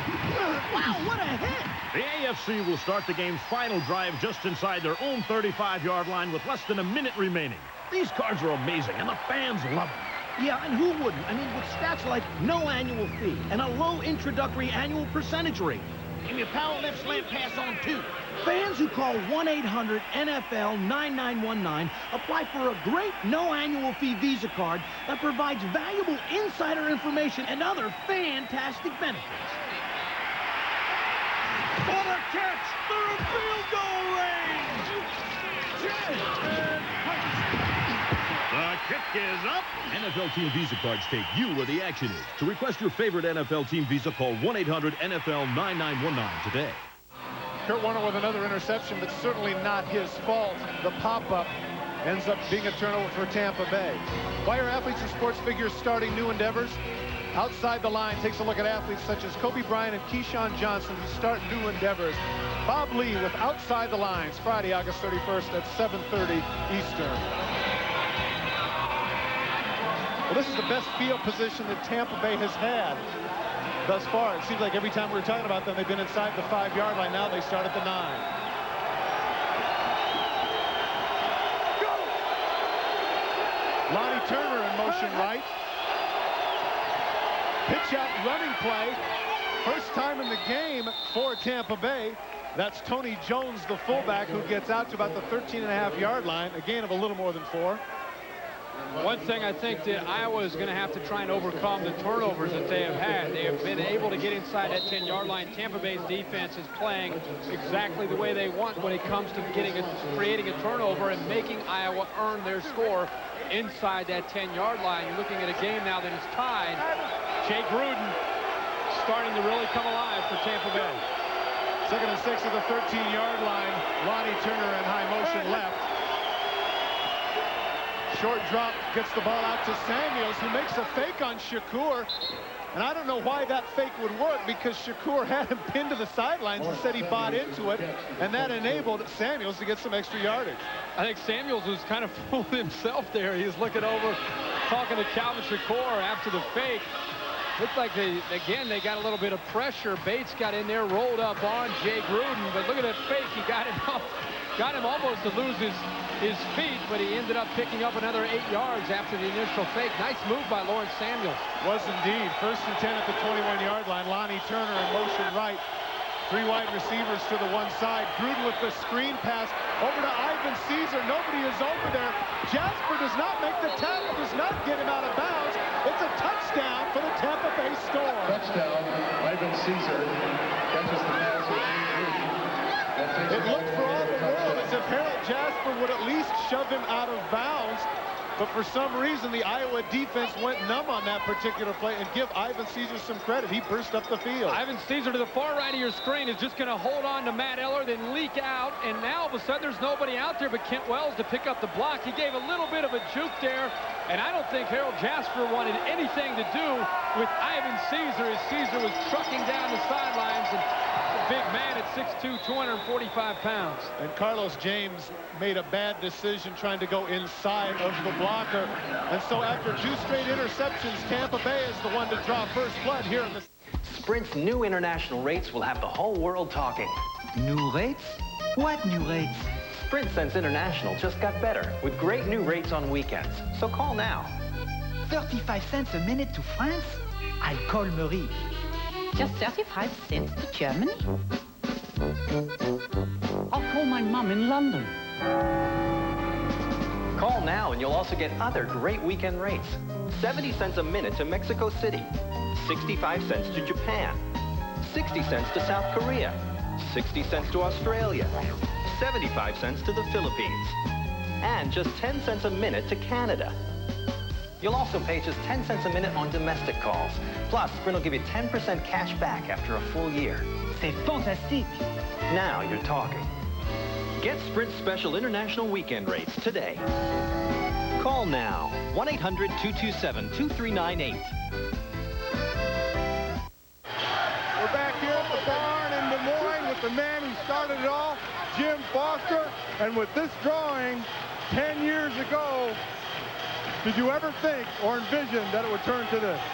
Well, it's really exciting to be here tonight in my home state to bring this back to Iowa. You know, I grew up here and was away for a long number of years with the NFL, the USFL, and then doing arena football in Chicago. But these people love it here. This is the Green Bay of arena football, and it's a great game. I think the people who are watching tonight got to be loving it because it's wild to be here. And hopefully we can pull this one out, but Tampa's got a heck of a ball club. All right, let's go up for the kickoff, and then we'll come back with Jim. Okay, thanks a lot, Mike. George Simadevilla on the kickoff. Jim Foster, what a vision. Played off the left net. Jaycox takes it on a bounce. Breaks the tackle of Lonnie Turner. Cuts outside, but he is going to be dropped by Gerald Jeffco. Let's go back down to Mike Golick. Mike? Guys, we've got the original helmets, the Chicago Bruisers, and the Denver Dynamite, the first arena ball. One of the coaches was a coach of Denver. That's right. Tim Markham coached the first champion, the Denver Dynamite, in 1987. Obviously, Tim's been with it a long time, been a good coach in this league. So it's a challenge to go up against Tim and try to beat him. He's had a lot of experience and a lot of wins. Jim, thanks a lot. 10 years, looking for a lot more. Back to you guys. All right, thanks a lot, Mike. That's right. 10th anniversary, a lot of history here in arena football. Jaycox in motion up the middle. He gets the trap play, but that goes absolutely nowhere as Tony Jones nails him for maybe about a 2-yard gain.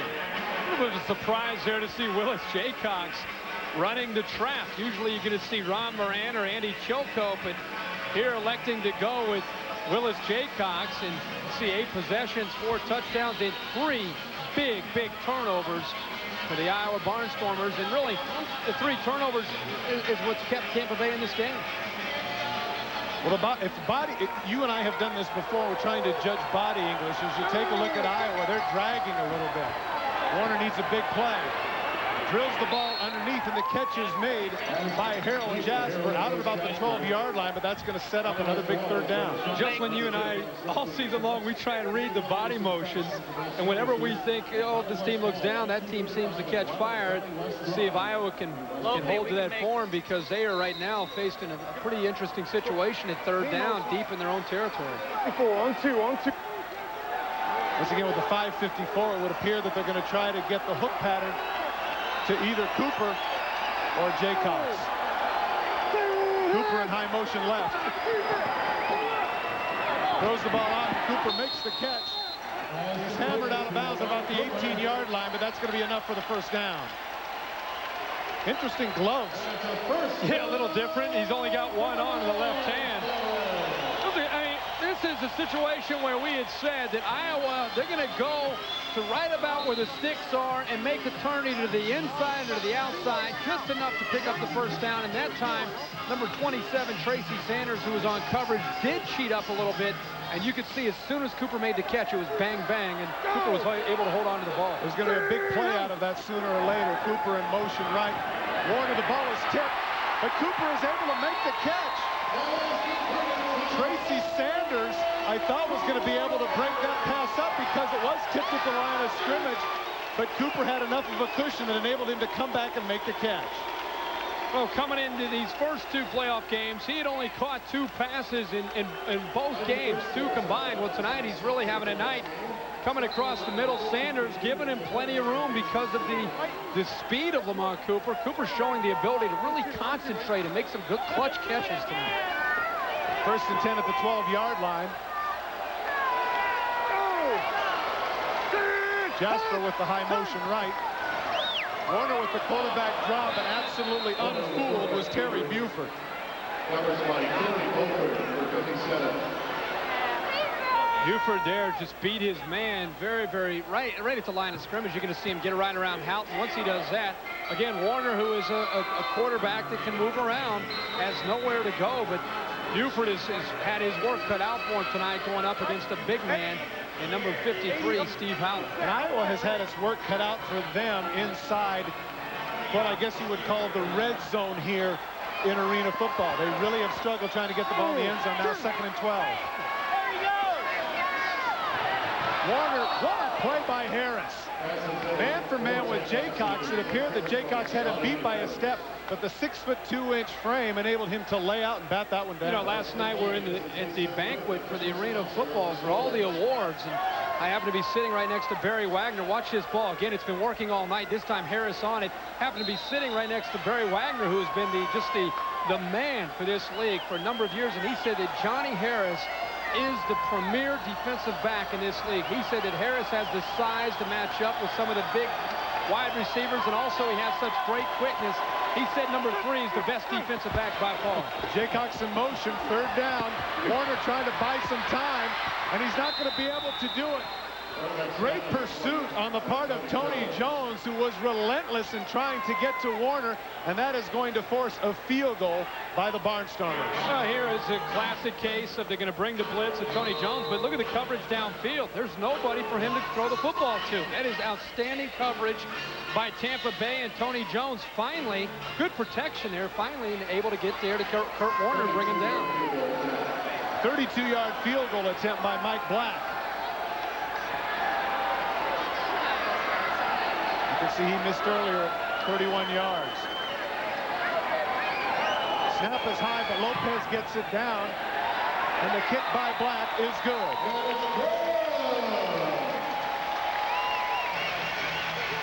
And so with 3 seconds remaining in the 3rd quarter, Mike Black gets 3 points, more points on the board for Iowa, but they trail by 4.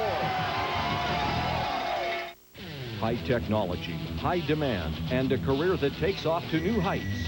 Spartan School of Aeronautics can give you your start in aviation, offering diploma and degree programs in avionics, avionics instruments, aviation maintenance in helicopter, flight training, non-destructive testing, and quality control.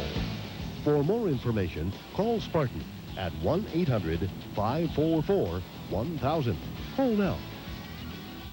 Free for small business owners. Now you can say goodbye to your bookkeeping hassles forever, because the makers of Quicken have invented QuickBooks, the #1 selling accounting software that makes it fast and easy to do the things you don't love doing, like paying bills, writing invoices, figuring out what your customers owe, even tracking inventory and doing payroll. QuickBooks makes it all hassle-free.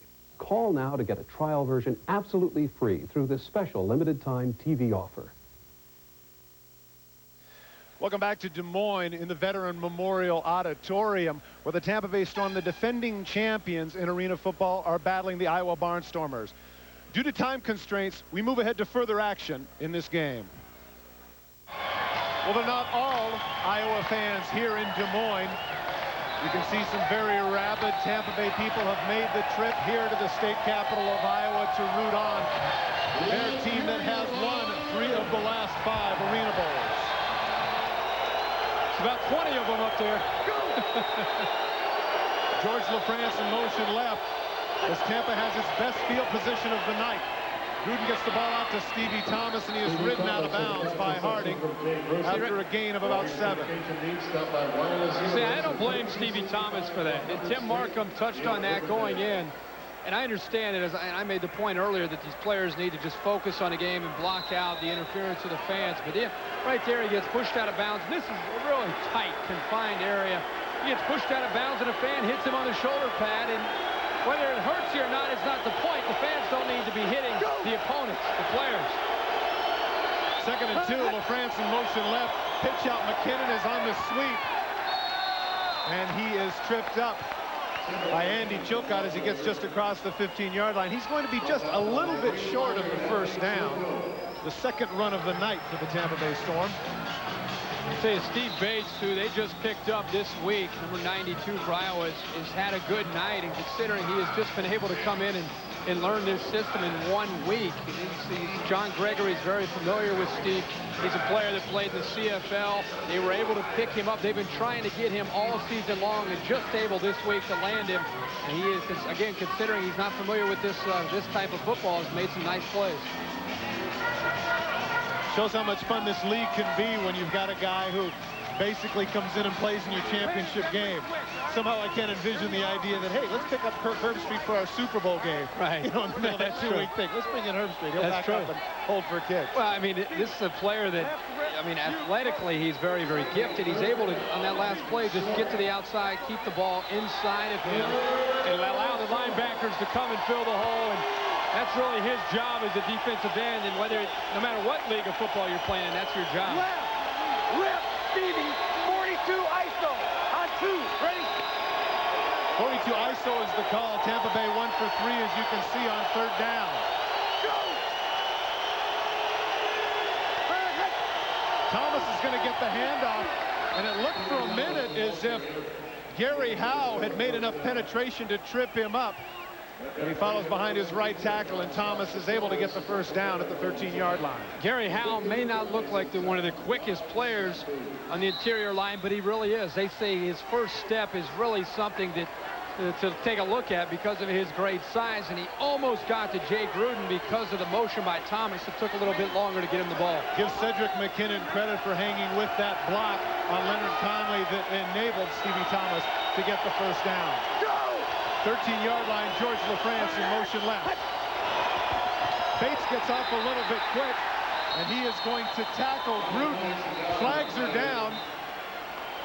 Now, Tim Markham went out and screamed at the official, and I think he wants to ask and see if he's going to get the personal foul, too.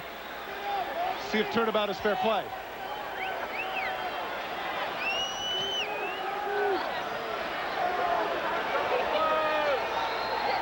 This game has to have been tough for quarterbacks because of the noise, Kirk. Well, the noise and the pressure. I mean, both quarterbacks have been running for their lives tonight. Offsides, 92 on the defense, 3-yard penalty. Simple offsides call rather than it looked like Bates may have gotten to his head. Watch Bates to the far left here. He's going to get off a little bit early. And then once he gets in there, the pressure he puts on Jay Gruden, the big question mark whether or not he came with the left hand to hit the head of Jay Gruden, but they say no. Go! 1st and 7 now at the 10-yard line. LaFrance in motion left, but they pitch to McKinnon and go to the other side. Iowa isn't fooled, and Chilcott, along with Conley, come over and make the stop after about a 2-3-yard gain. How about Leonard Conley getting in there and making a play? I mean, he is we've been talking about him all evening long on both sides of the football. 5'8", 180 pounds. Used to being on the offensive side, but he loves playing defense. It's a will linebacker, not afraid to get in there and take a shot at Cedric McKinnon at 6'2", 245. Well, he is certainly a hitter.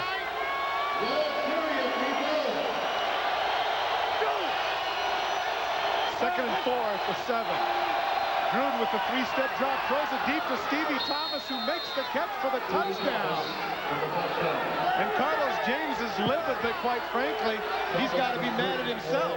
With that particular area, I can't believe that he couldn't use the sidelines as at least a little bit of a buffer and to force Thomas out. Well, there's still a lot of football to be played in this game right now, but you're starting to see the professionalism of Tampa Bay under pressure and coming through and making plays. Here, Jay Gruden putting the ball up and over Carlos James, and James not real happy about it, starting to kind of pout around a little bit and stomp his feet.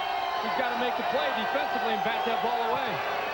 Gruden gets the ball down for Simadevia, who is able to put the conversion on his 5th touchdown pass, which ties the Arena Bowl record that he himself set back in 1991. You've spent your entire life sleeping in an old-fashioned flat bed, but now you have the opportunity to find out about a better, healthier way to relax and sleep. Get this free information kit about Craftmatic adjustable beds. Call toll-free, and a helpful operator will mail you a free Craftmatic adjustable bed catalog and this special rebate certificate. It's worth $200 off any Craftmatic Model 1 adjustable bed. Why is Craftmatic making this rebate offer? It's our way of saying thanks for taking the time to find out about Craftmatic. There is, of course, absolutely no obligation for calling toll-free and requesting this helpful information kit. So if you have any interest in adjustable beds, pick up your phone and call now. Call toll-free 1-800-554-9000. That's 1-800-554-9000. Toll-free 1-800-554-9000. Welcome back to the barn in Des Moines, Iowa for Arena Bowl 10, where Tim Markham and his Tampa Bay Storm have opened up a 42-31 lead. With me now from the Albany Firebirds, the Arena Football Offensive Player of the Year, Eddie Brown. And Eddie, you played against both these teams. You had over 130 yards against Tampa Bay. Iowa last week shut you down pretty good. What are your thoughts on this game? Well, I think it's a chess match between the two coaches. They're both doing a lot of things of making changes as the game is developing. So I think it's a big chess game. Whoever makes the best move in the end is going to win this football game. All right, Eddie, congratulations on the award. Thanks a lot. Thank you. Back to you guys. Thanks a lot, Mike. Eddie Brown, 51 touchdowns this season, an Arena Bowl record. Simadevia with a deep kick that goes into the stands, and so it will be a touchback. And once again, the pressure falls on the shoulders of Kurt Warner. 21 of 32, 232 yards, 3 touchdowns, but 3 very costly interceptions. Yeah, 3 big interceptions. Kurt Warner needs to forget about everything. Forget about the interceptions, the touchdowns, and just go out there, which he has done all year long, and make plays. Right. S motion. 70-80. Set, ready?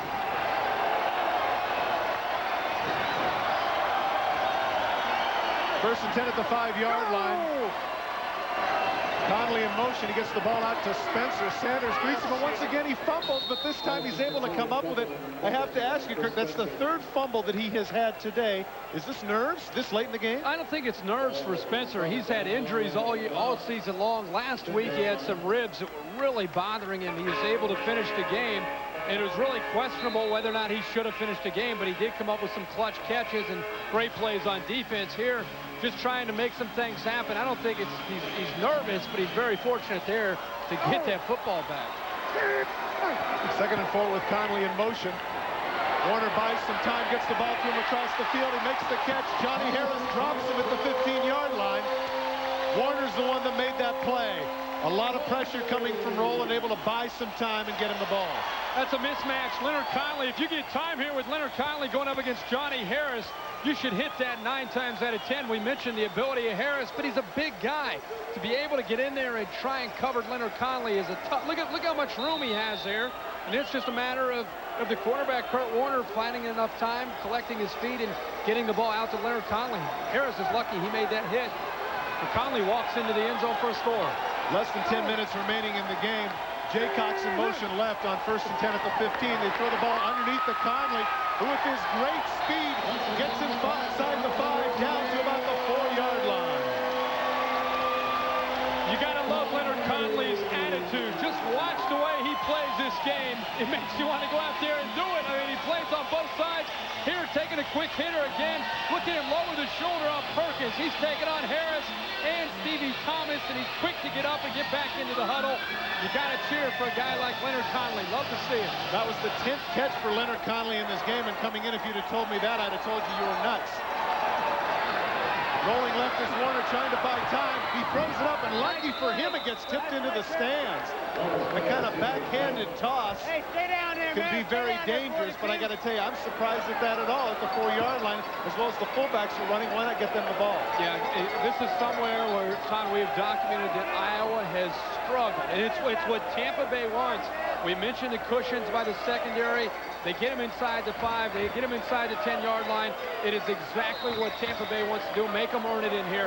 There he's basically flipping it away, just throwing the football away. That is legal, what he did there. But this is where Iowa has to, if they want a championship, this is where they have to earn it, inside this 5-yard line. Spencer in motion left. Warner waiting on him. He comes back and makes the catch. Touchdown. You have been commenting to the fact that at some point that 6'4", 215-pound frame was going to pay dividends for the Barnstormers. Well, it did right there.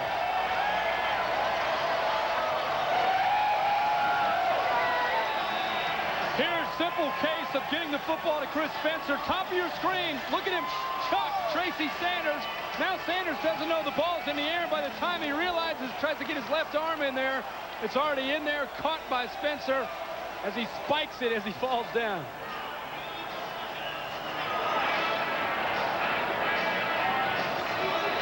Black on for the conversion, and it is good.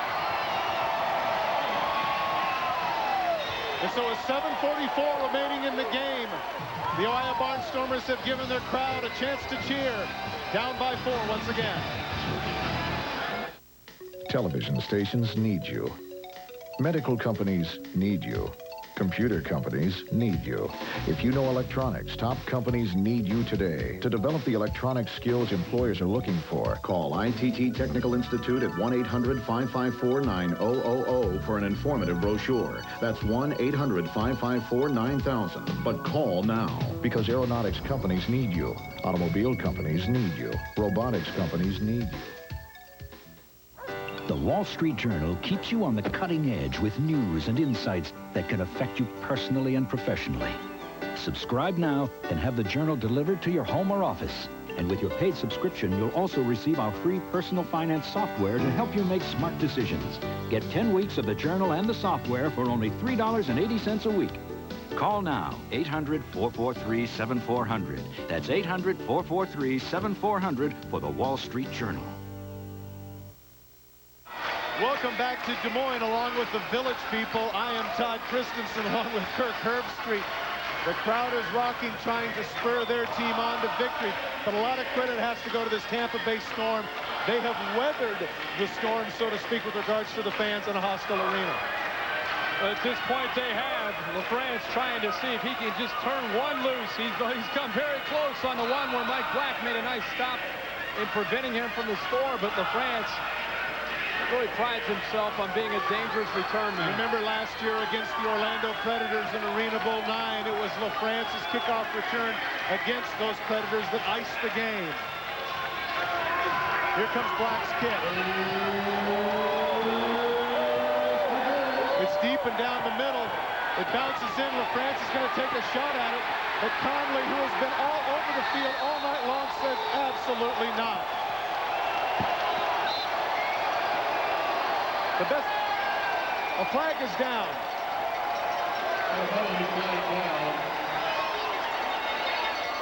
Now, once again, it could be that someone broke the plane. Number 28 on the kicking team, inside the 5-yard belt, 3-yard penalty, first down. Kind of hard to mitigate that excitement when you're coming down full speed.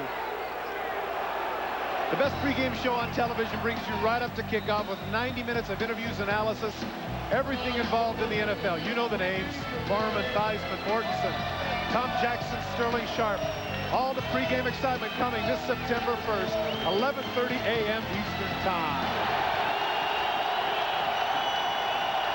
Lonnie Turner in motion right, first down at the 8-yard line.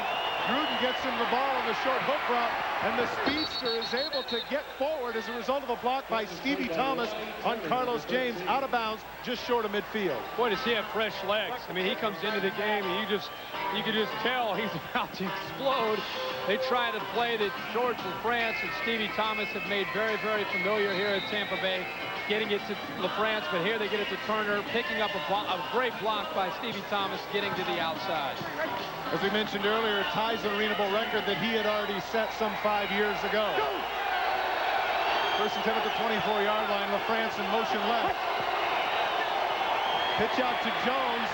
Absolutely not fooled. Coming up is Calvin Shakur to make the initial stop. And then Matthew Steeple comes in to finish him off. You know, I'm not sure there if that might have been a check with me at the line of scrimmage. Tim Markham was not real happy with Jay Gruden after that play, and he may have checked to a play that they couldn't block because there was nobody there to stop Calvin Shakur. 60, Detroit.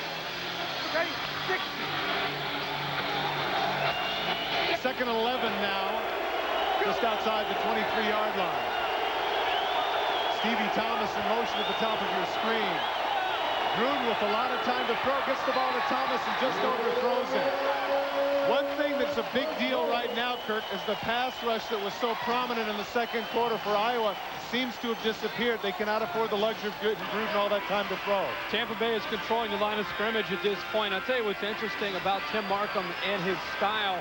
He loves to turn his defensive linemen into offensive linemen. He thinks they can learn that a little bit better. Thomas had Waylon Harding beat to the corner. It's just a matter of he came right across, didn't make a fancy move. He's just trying to outrun him. The ball's on the money. Thomas would have had another touchdown tonight. Third and 11 for Jay Gruden in the Tampa Bay Storm. Turner in motion right. Gruden once again with all sorts of time robs the ball to LaFrance. It's broken up, incomplete.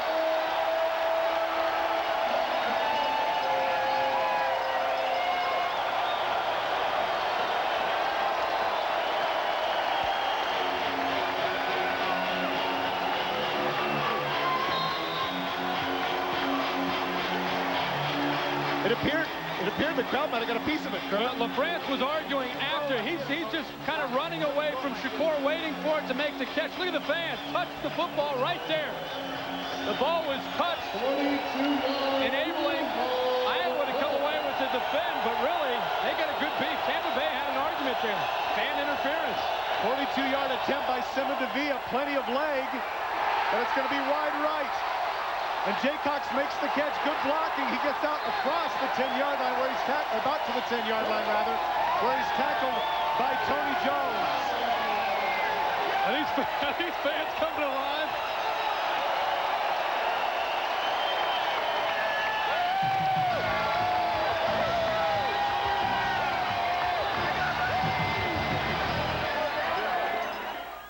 The Olympics last just 17 days. The memories are forever. Call 1-800-544-1000 and order your copy of America's Games, the greatest moments of the 1996 Summer Olympics.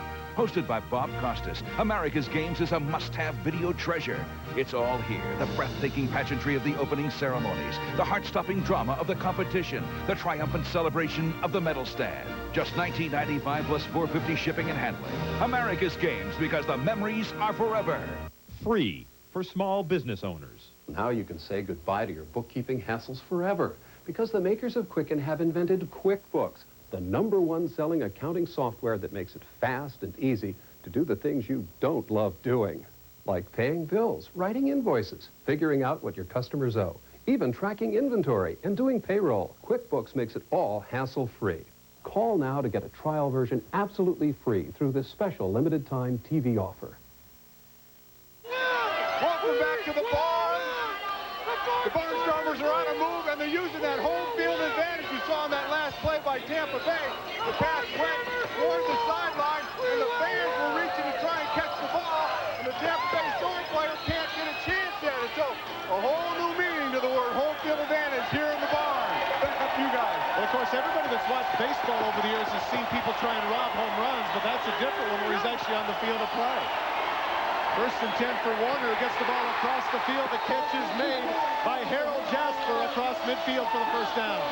Tell you what, you give Kurt Warner time to throw the football, and he is a dangerous man. I mentioned how he needs to block out everything that has happened in the past, and he is doing just that. He has shown that characteristic all year long, and how about that dart? He just whistled in there to number 24, Harold Jasper. You know, he mentioned the crowd that's come alive in this game and how it's affecting the outcome. You can feel the momentum switching to Iowa here as they drive for a go-ahead score. 26th completion by Kurt Warner. That, too, is an Arena Bowl record. Jaycox in motion left. Warner pump fakes. He's able to buy some time. He gets rid of it.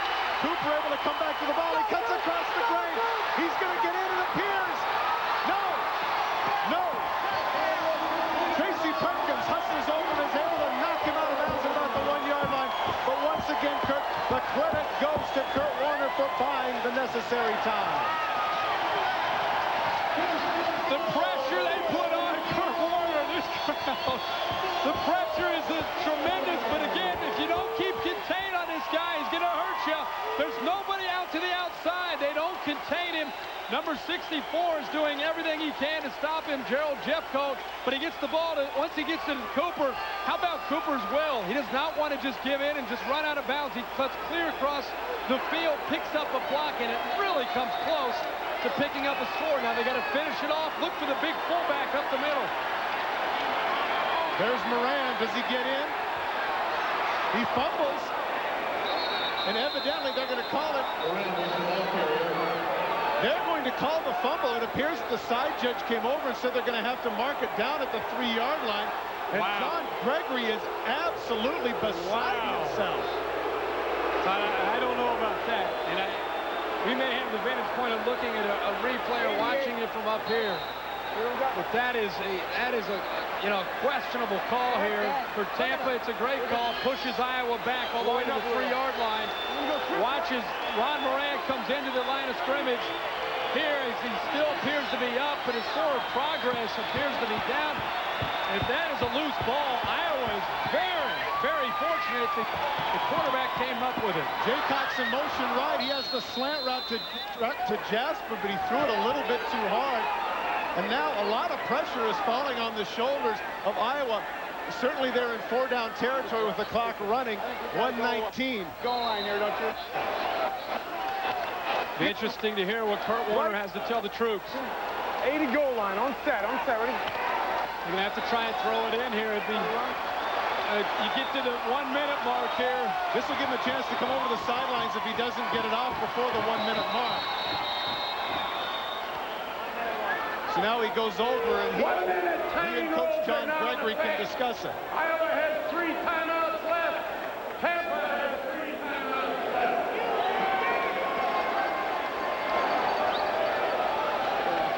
What do you like? We don't have much. How about just let Will? One of the issues here, of course, those of you who are not familiar with Arena League football, in the last 1 minute, not unlike college rules, where the clock will stop now on incompletions and first downs and out-of-bounds plays. Going to have to try and put this ball in the air. Surprising that the big man, Chris Spencer, is not in with the big height down the goal line. Cooper in motion right. Warner steps up. He drills it. Great coverage in the secondary. Tracy Perkins is able to bat that ball down. And now, with the game on the line, 55 seconds remaining, how huge is that call or non-call of the run by Ron Moran on first down? You want to go 341 or 80 goal line?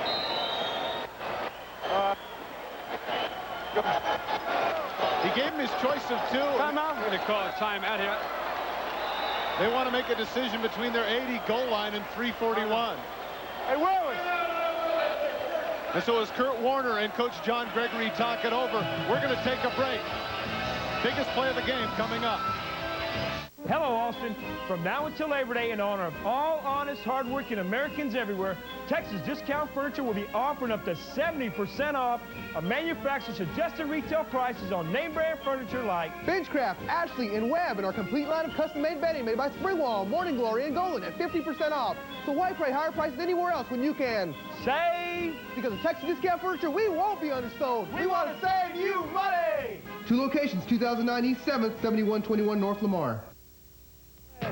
Right here, right. I got room. Get out of my way. Get out of my way. Every week, someone in Texas dies because of a driver like this. Yes. No wonder they call it a wake. Don't be a pain in the boat.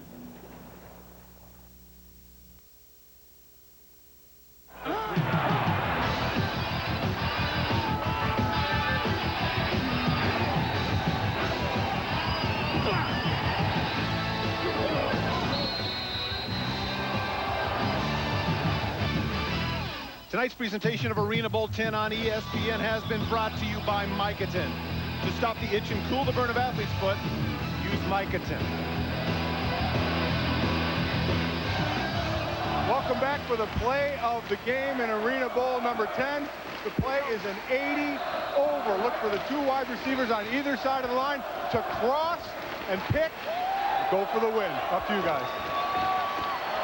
Well, that previous play, they really didn't give Kurt Warner very many options. Let's see if this play works out. Jasper in motion right. He's got some pressure. He steps up. It's batted down. And even if he would have made the completion, it wouldn't have been enough to get in the end zone. Tracy Sanders, man for man with Jay Cox.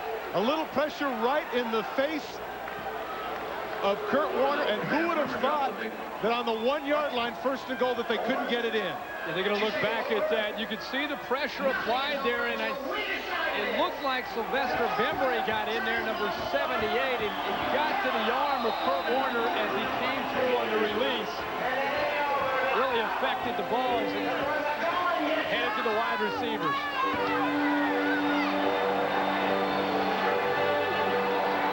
Now with 2 timeouts remaining, it'll be interesting to see the play calling of Tim Markham trying to burn the timeouts. Gets the ball to Stevie Thomas, who wisely cuts back against the grain, does not go out of bounds, gets the first down at the 15-yard line.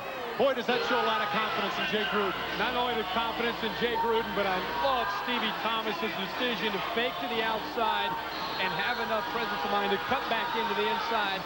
It's going to force Iowa to use the timeout, or the clock will run, and it looks like Iowa will call timeout. One of the things that surprises me there is that they've got to get up and bump coverage. They've got to take a chance here. They can't afford the luxury. If they're going to get beat deep, they're going to get beat deep.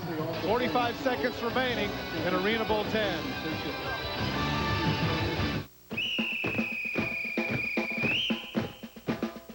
I don't know, but it's been said, athlete's foot's as good as dead. Mighty Mike. No cooling action. Mighty Mike. Acts on contact, this I know, cause that tingle tells me so. Mighty Mike. New Mighty Mike. Stops the itch and cools the burn, penetrates to kill the germ. Athlete's foot, don't let it win. Stamp it out with Micah 10. High technology, high demand, and a career that takes off to new heights.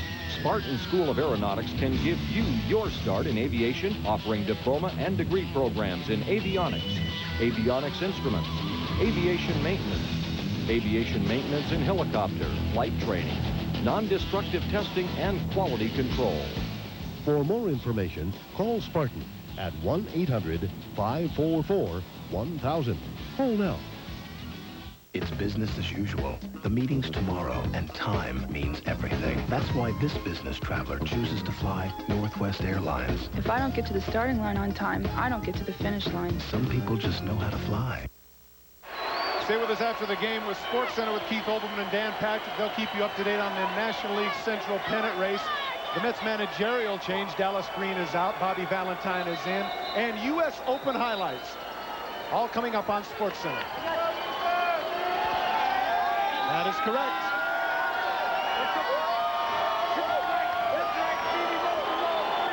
once again, the confidence that Tim Markham has in Jay Gruden. You've said it all throughout this game. But this is the man that has done the job for them, and once again it appears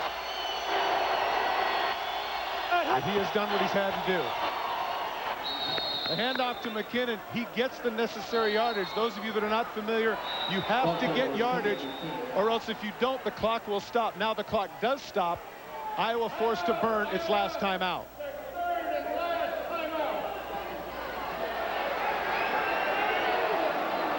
Similar situation as you saw. 1st and goal on the 1-yard line. Last week, 2-point conversion to win the game. The Wranglers opt for the sweep. Rowland stops him. Sylvester Bembry finishes the job. And Tampa able to come out victorious by a count of 55-54. Similar situation here, except the difference was they had 4 chances to get in the end zone, and Iowa couldn't. Yeah, Tampa Bay is known for their defense inside the 10-yard line. They really tighten it up. They're almost willing to give you yardage once you get to the 10-yard line. And then their tendencies and their keys come into play, and that's what they've been able to do the last 2 weeks. A look at the past Arena Bowl champions reveals, as you can see, 3 of the last 5 years, the Tampa Bay Storm on the verge of a 4th in 6 years. Handoff to McKinnon. He busts forward, getting enough yardage, and so the clock will continue to run because Iowa has no more timeouts. So all they have to do is get this next snap off, and they are going to be the Arena Bowl 10 champions. Well, they've done it with a great attitude. Jay Gruden, the quarterback that, as we mentioned, he gets down at certain points in the game, is able to fight back. And many people can say around this league that he may not have the best arm, or he's not the quickest guy, but he wins championships. He is now 4-0 in Arena Bowls, and Tim Markham has gone to 6-2 in Arena Bowls. They both know how to lead football teams. Well, they opt to let the clock bleed all the way down and take. Number 7, 3-yard penalty, 3rd down. Take the penalty, but all Gruden would have to do here, he can't kneel down, is that if he can take the snap and just run around for 3 seconds, as you pointed out, they will be the champions. Todd, you know, you really have to talk about Tampa Bay's ability to come into a hostile environment. They had never played here in the Barns, and to be able to come in here and take the crowd out of the game at a certain points of the game, and to play in this hostile environment, to be able to come away with the win is very, very impressive. Without a doubt, they deserve to be the champions. Running around, he throws it deep to Stevie Thomas instead. It's incomplete, but it didn't matter. The Tampa Bay Storm are the champions. The 1996 Arena Bowl 10. We see Coach John Gregory going out to shake the hand of Tim Markham. 6-2 now in championship games is that man, Tim Markham, who has been in 8 Arena Bowls. 8 years, 8 Arena Bowl finals. Fantastic. You know, we have seen him the last 2 days, very reserved, very quiet, around 6 inches from his ear, getting in his ear all night long, him just turning the cheek, looking the other way, and finally the explosion. Look at the energy inside him that has been boiling for the last few days. Let's go down to Mike Golick. Mike? We're down here with Arena Bowl 10 MVP, wide receiver, defensive back Stevie Thomas. How does it feel? It feels great. First of all, I'd just like to thank the Lord, because we all worked so hard to get here. And we went through a lot of diversity with guys being injured. And just so happened for this game, you know, they all pulled through, and I'm just happy. As a team, Tampa Bay, is it sweeter the first time or the second time when you repeat? I think for you when you repeat, especially when you come into a play like this right here. Iowa's a great team. They got a lot of great ball players. And just so happened we got the breaks when they didn't capitalize, and we just took advantage of it. Just fortunately that we came out on top. Congratulations, great game. All right, let's send it back up to Todd and Kirk. All right, thanks a lot, Mike. You can see Tim Markham there, the happiest man in the arena. One of the things that we talked about early on, Kirk, was whether or not the Tampa Bay experience would be able to overcome the home field advantage in the hostile crowd. Obviously, it did. Yeah, the crowd came into play to a certain degree. Iowa has a lot to be proud of, considering this is only their 2nd season. They will be back. Well, once again, certainly the Iowa players are going to be second-guessing themselves, particularly on that goal line. 1st and goal at the 1-yard line. Frustrating situation. That's where the second-guessing is going to occur. Let's go down to Mike Golick. Hey, well, guys, I'm down here with the champions and the president of Arena Football League, Ron Corpiers, with the official presentation. I'd like to congratulate the Iowa Barnstormers on a magical season. And I'd like to congratulate all the participants for one of the most exciting arena bowls in the history of arena football. Let me present now the Jim Foster Cup to Woody Stern and the Tampa Bay Storm for the 1996 Arena Bowl champions. Woody, let's get you over here, Woody. Come on over here, grab the cup. What's your thoughts right now? What's going through your mind? Well, I mean, it's a tremendous game. I'd like to thank the Governor, Jimmy Foster, and his Barnstormer organization. Tremendous. My coach, most of all those players, they played a tremendous game. Hope the whole country saw a very, very good arena football game. Sweeter the first time or the second time? Right here's Pete, and these guys just got me repeat. All right, thanks a lot. Congratulations. Let's put this one in the book, guys. Back up to you. All right, thanks a lot, Mike. Woody Kern deserves to be happy. However, he wants to play on words. The Tampa Bay Storm are the champions, 4th time in 6 years. You'd have to consider this a dynasty, wouldn't you, Kirk? Well, the way they have been able to just continue to roll off championships, it's been very, very impressive. 93, 95, and now in 96. That man has a lot to be proud of. And you can tell he wanted this one as bad as he's ever wanted to win a championship. Well, the Tampa Bay Storm have proven themselves this evening. Number of times throughout the season, they had games that people questioned as to whether or not they were lucky or good. The reality is that they are good. They are the best team in arena football. Coming up next on ESPN is Sportscenter. The final score here, the Tampa Bay Storm 42, the Iowa Barnstormers 38. That is the closest game in Arena Bowl championship history. This has been a presentation of ESPN. And if you didn't know this by now, they are the worldwide. Let's get fit. Punch harder, come on. Get into it, a little rock and roll music. Do you want to rock our tummies? You gotta do these extras. Zero in and hit the spot. The chest. Great, smile, we're gonna burn fast. Nice rounded buns, yeah. Good. Now keep your stomach muscles in.